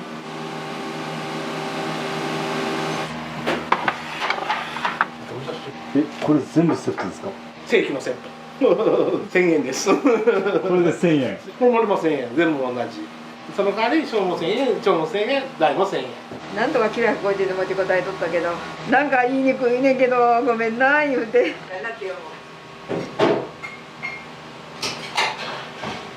なんか変わってるでしょ、ほんまに。こんなん箸で食べるんかって思うから。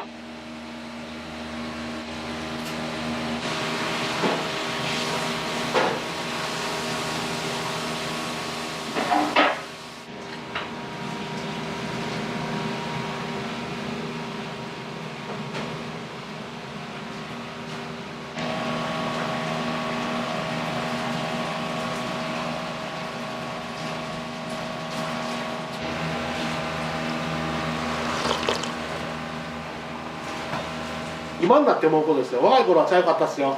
若い頃俺はフレンチやりたいよ。フレンチ市場好きやったから、フレンチこそ一番って思ってたから。そんなことない。何を作っても美味しいって言ってくれるし。でもカツ飯で言ったらやっぱこの辺で言ったらもう有名ではないですか？わかんないです。SNS も自分で発信してるわけじゃないから、だから美味しいって言ってくれてありがとうございますって他の人がね載せてくれて初めて広まっていってくれて、ね、今日だっていろんなとこから来てくれたろうやろなっていう初めての人とかもいらっしゃったんでね。1回入ってくださったら、まあ2回3回とお見えになってる方が多い。私も病気してここで仕事しだしてからやっぱぐんぐん元気になっていった。やっぱ動いて話をしたりするのがやっぱり体のためにもいいみたい。今のところ精一杯やね2人で。ほんまに精一杯。私がちょっと病気しとったからな。これあれな、何？これ多少さん持って帰るやつやからな。50年代の付き合いで、もうすいません、もう本当ですよ、もうありがとう。じゃあほいでね、何や一応つけるのはこれかこの補助だけで助かってます。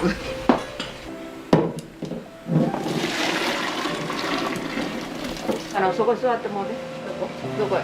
それが一番嬉しかったね、今の20歳程度。これがお父さんの写真で、ここいつも置いてるんです。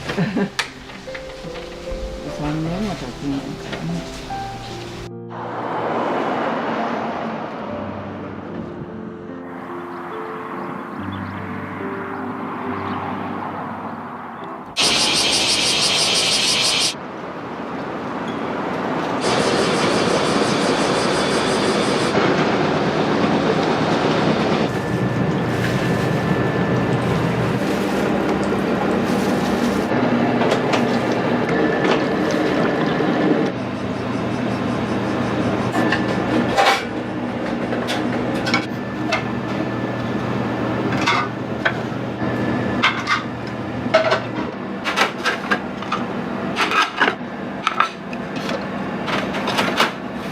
結構するんで。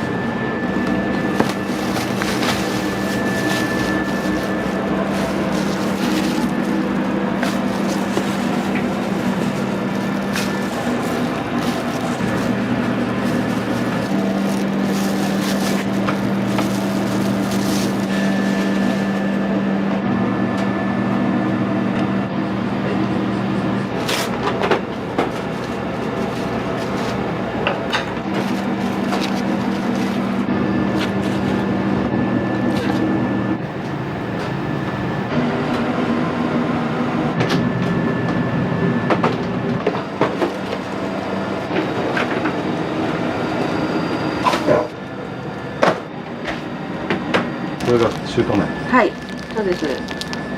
和風だしに合った。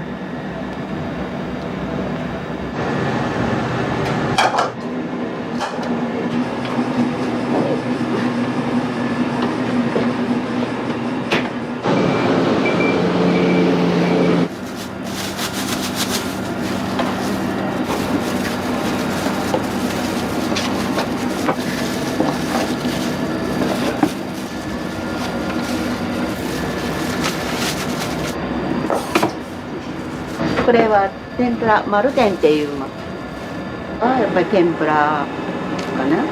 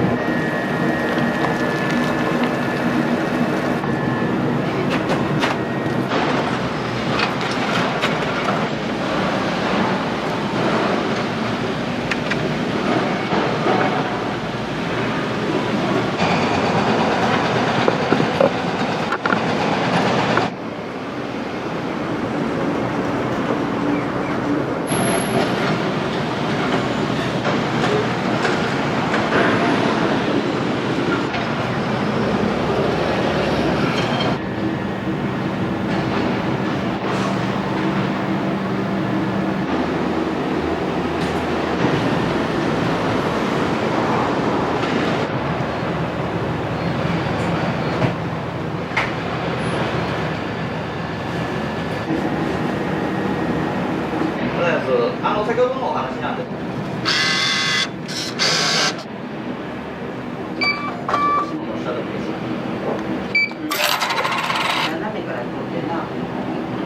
みません、じゃあお願いします。はい。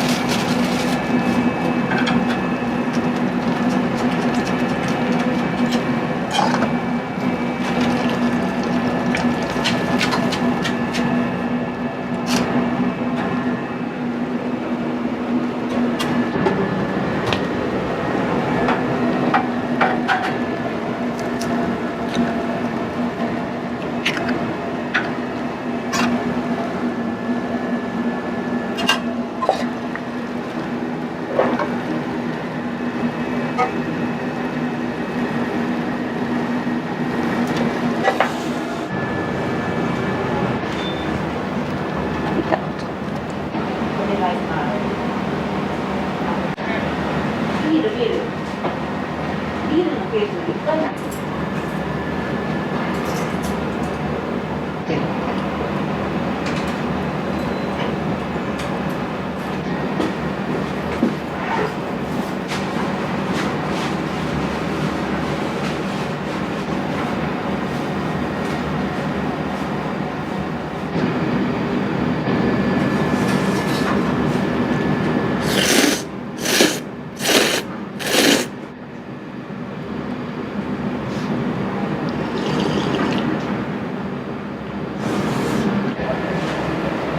すみません、お願いします。はい。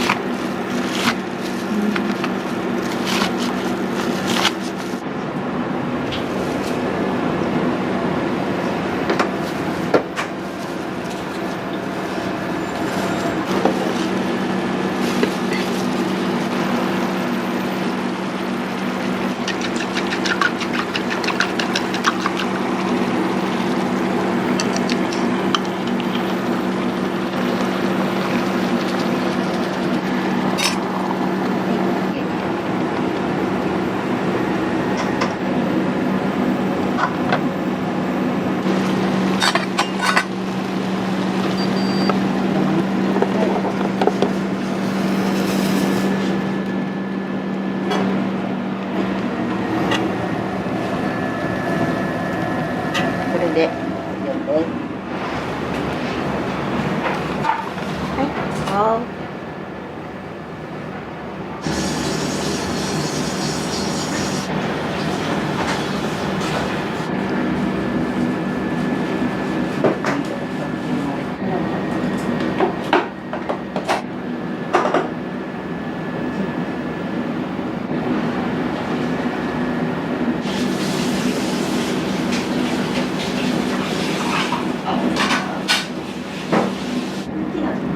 出してあげる。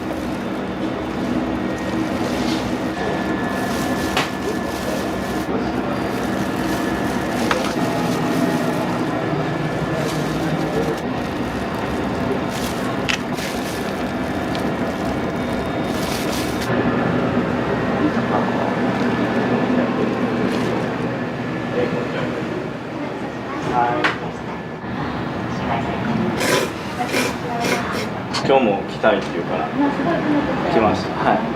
今食べたいですか？今食べてるやつらしいです。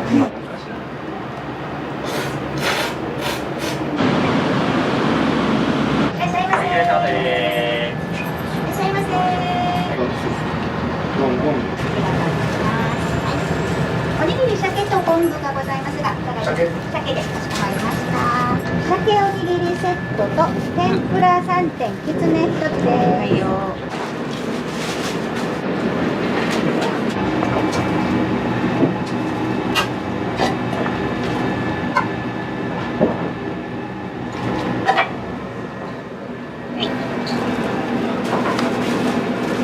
鮭おにぎりセットでございます。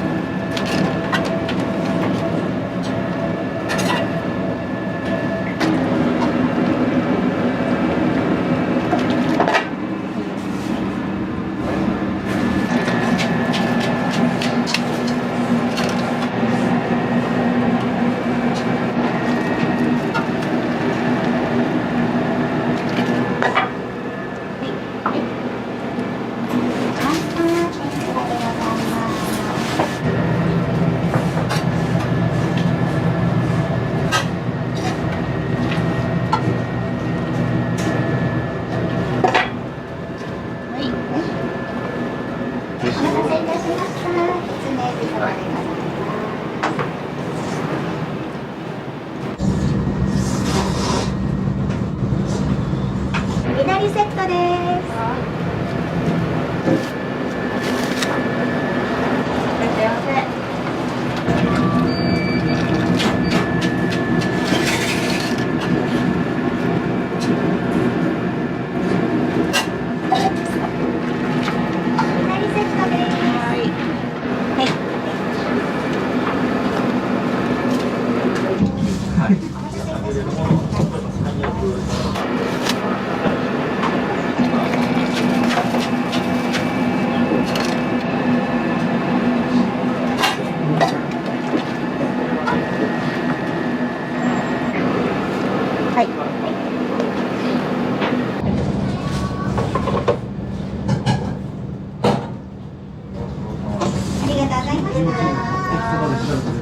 ごちそうさまです。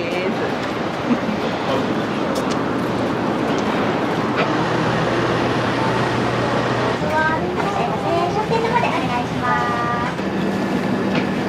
ざるそば入ります。はいよ。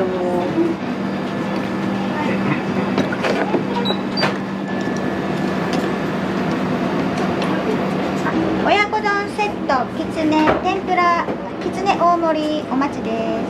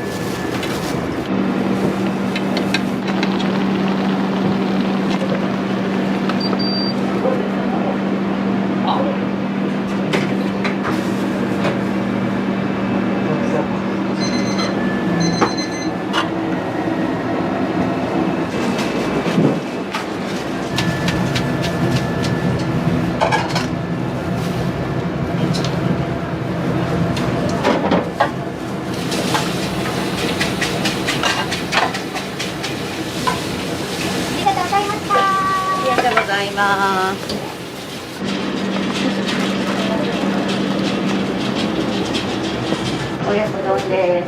はい。はい。はい、どうぞ。お待たせざるそばでございます。はい。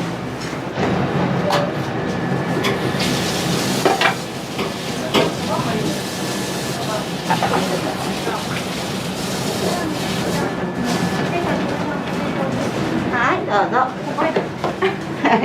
大盛りのネギ抜きで。はい。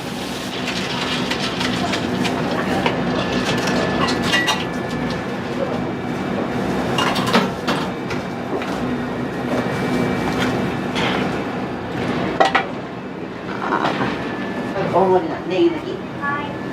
ここでいいですか。はい、どうぞ。はい。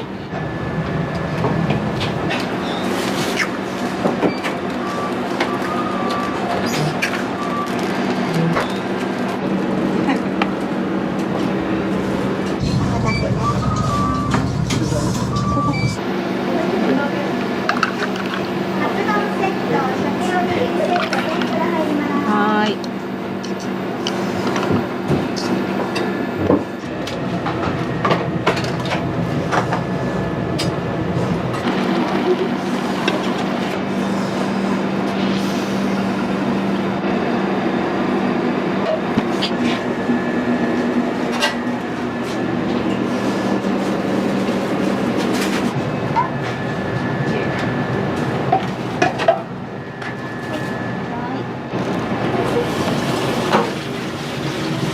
お待たせしました。親子丼セットでございます。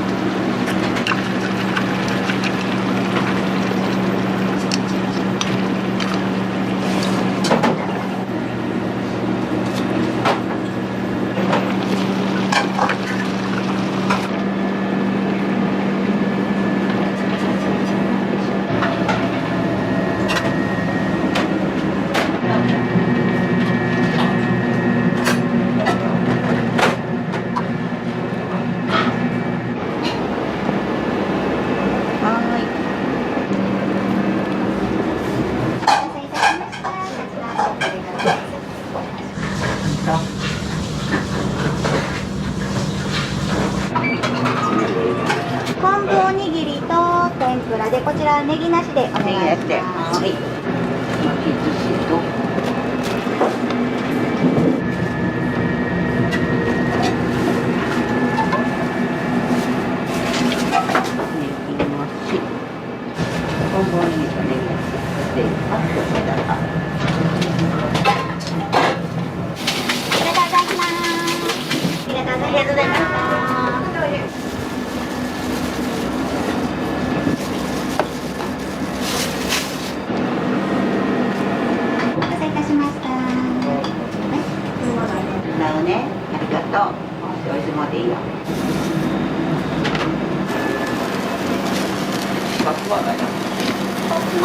カップはないよ、もう。すいません。いらっしゃいませ。1個でいい。2個もいらん。あれで。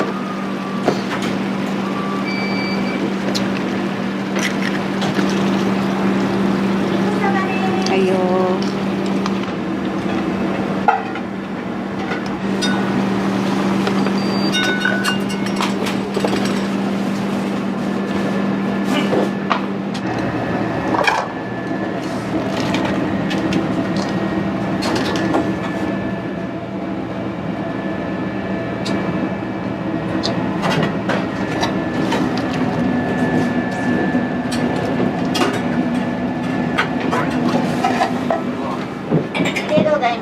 ありがとうございます。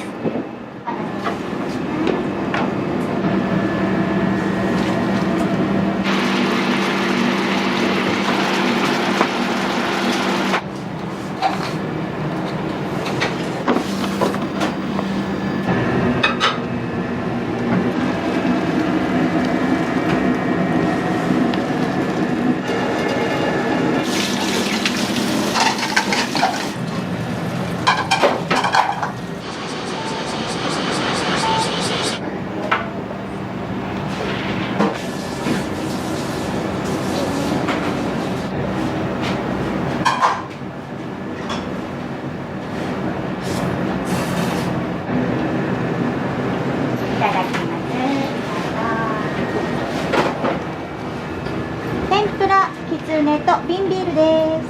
きつねが大盛りです。はい。子供さんの方。失礼いたします。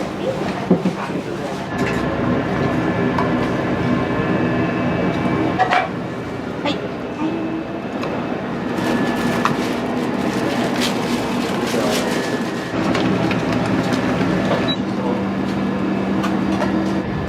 お待たせいたしました。きつね大盛りでございます。ありがとうございます。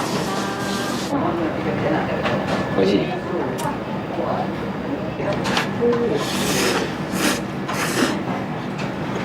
二人でちょっとお出かけやね。なんか美味しい？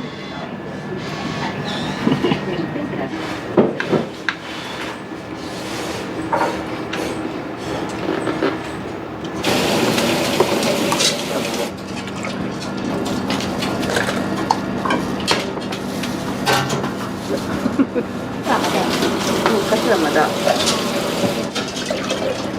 昔やから行く。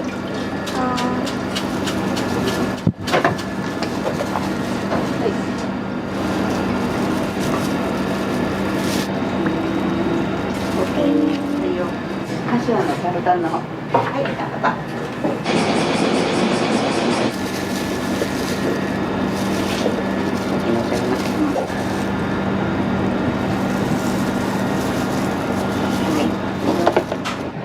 はい、どうぞ。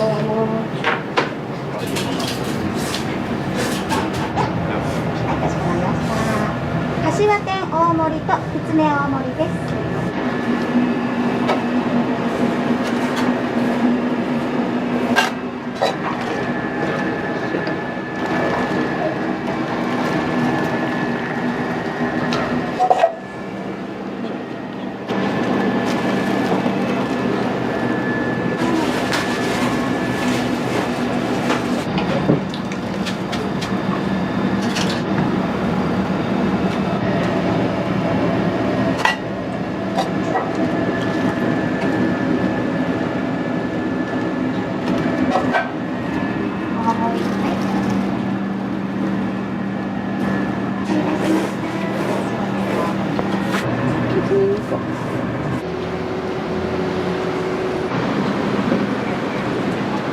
柏天大盛り入ります。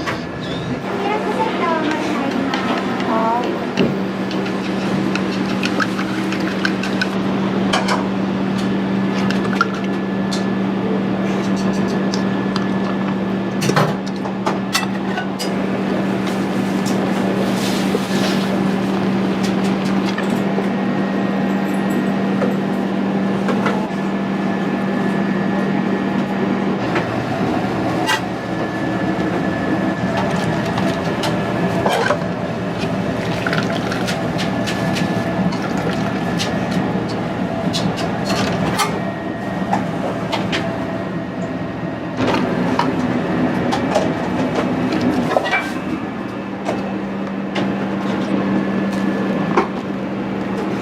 お待たせしました。親子丼セットです。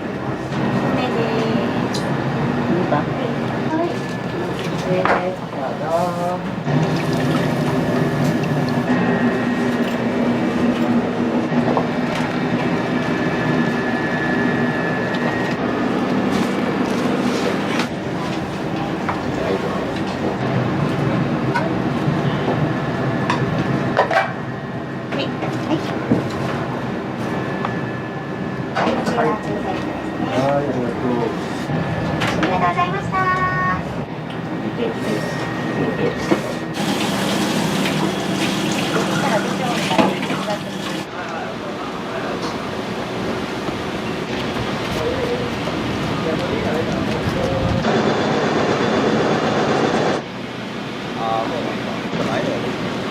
冷凍車がもう今年足りない。お待たせいたしました。お疲れ様です。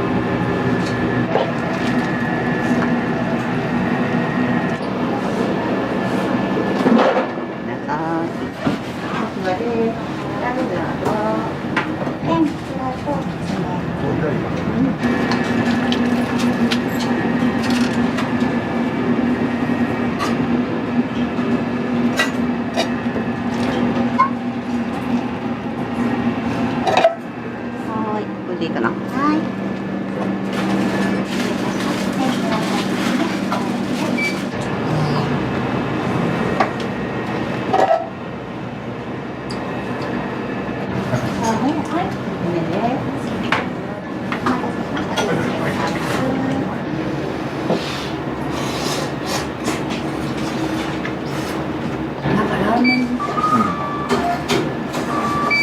初めてですよ。今日は今以上見に行ってでこれ結構有名でしょ。安いしさこれで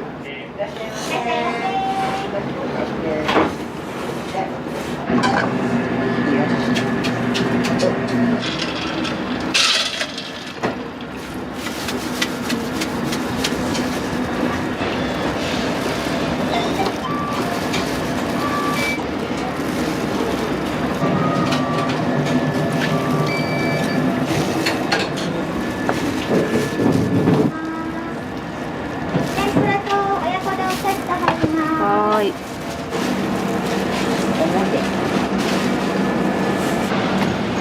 ちらでいいですか。はい、どうぞ。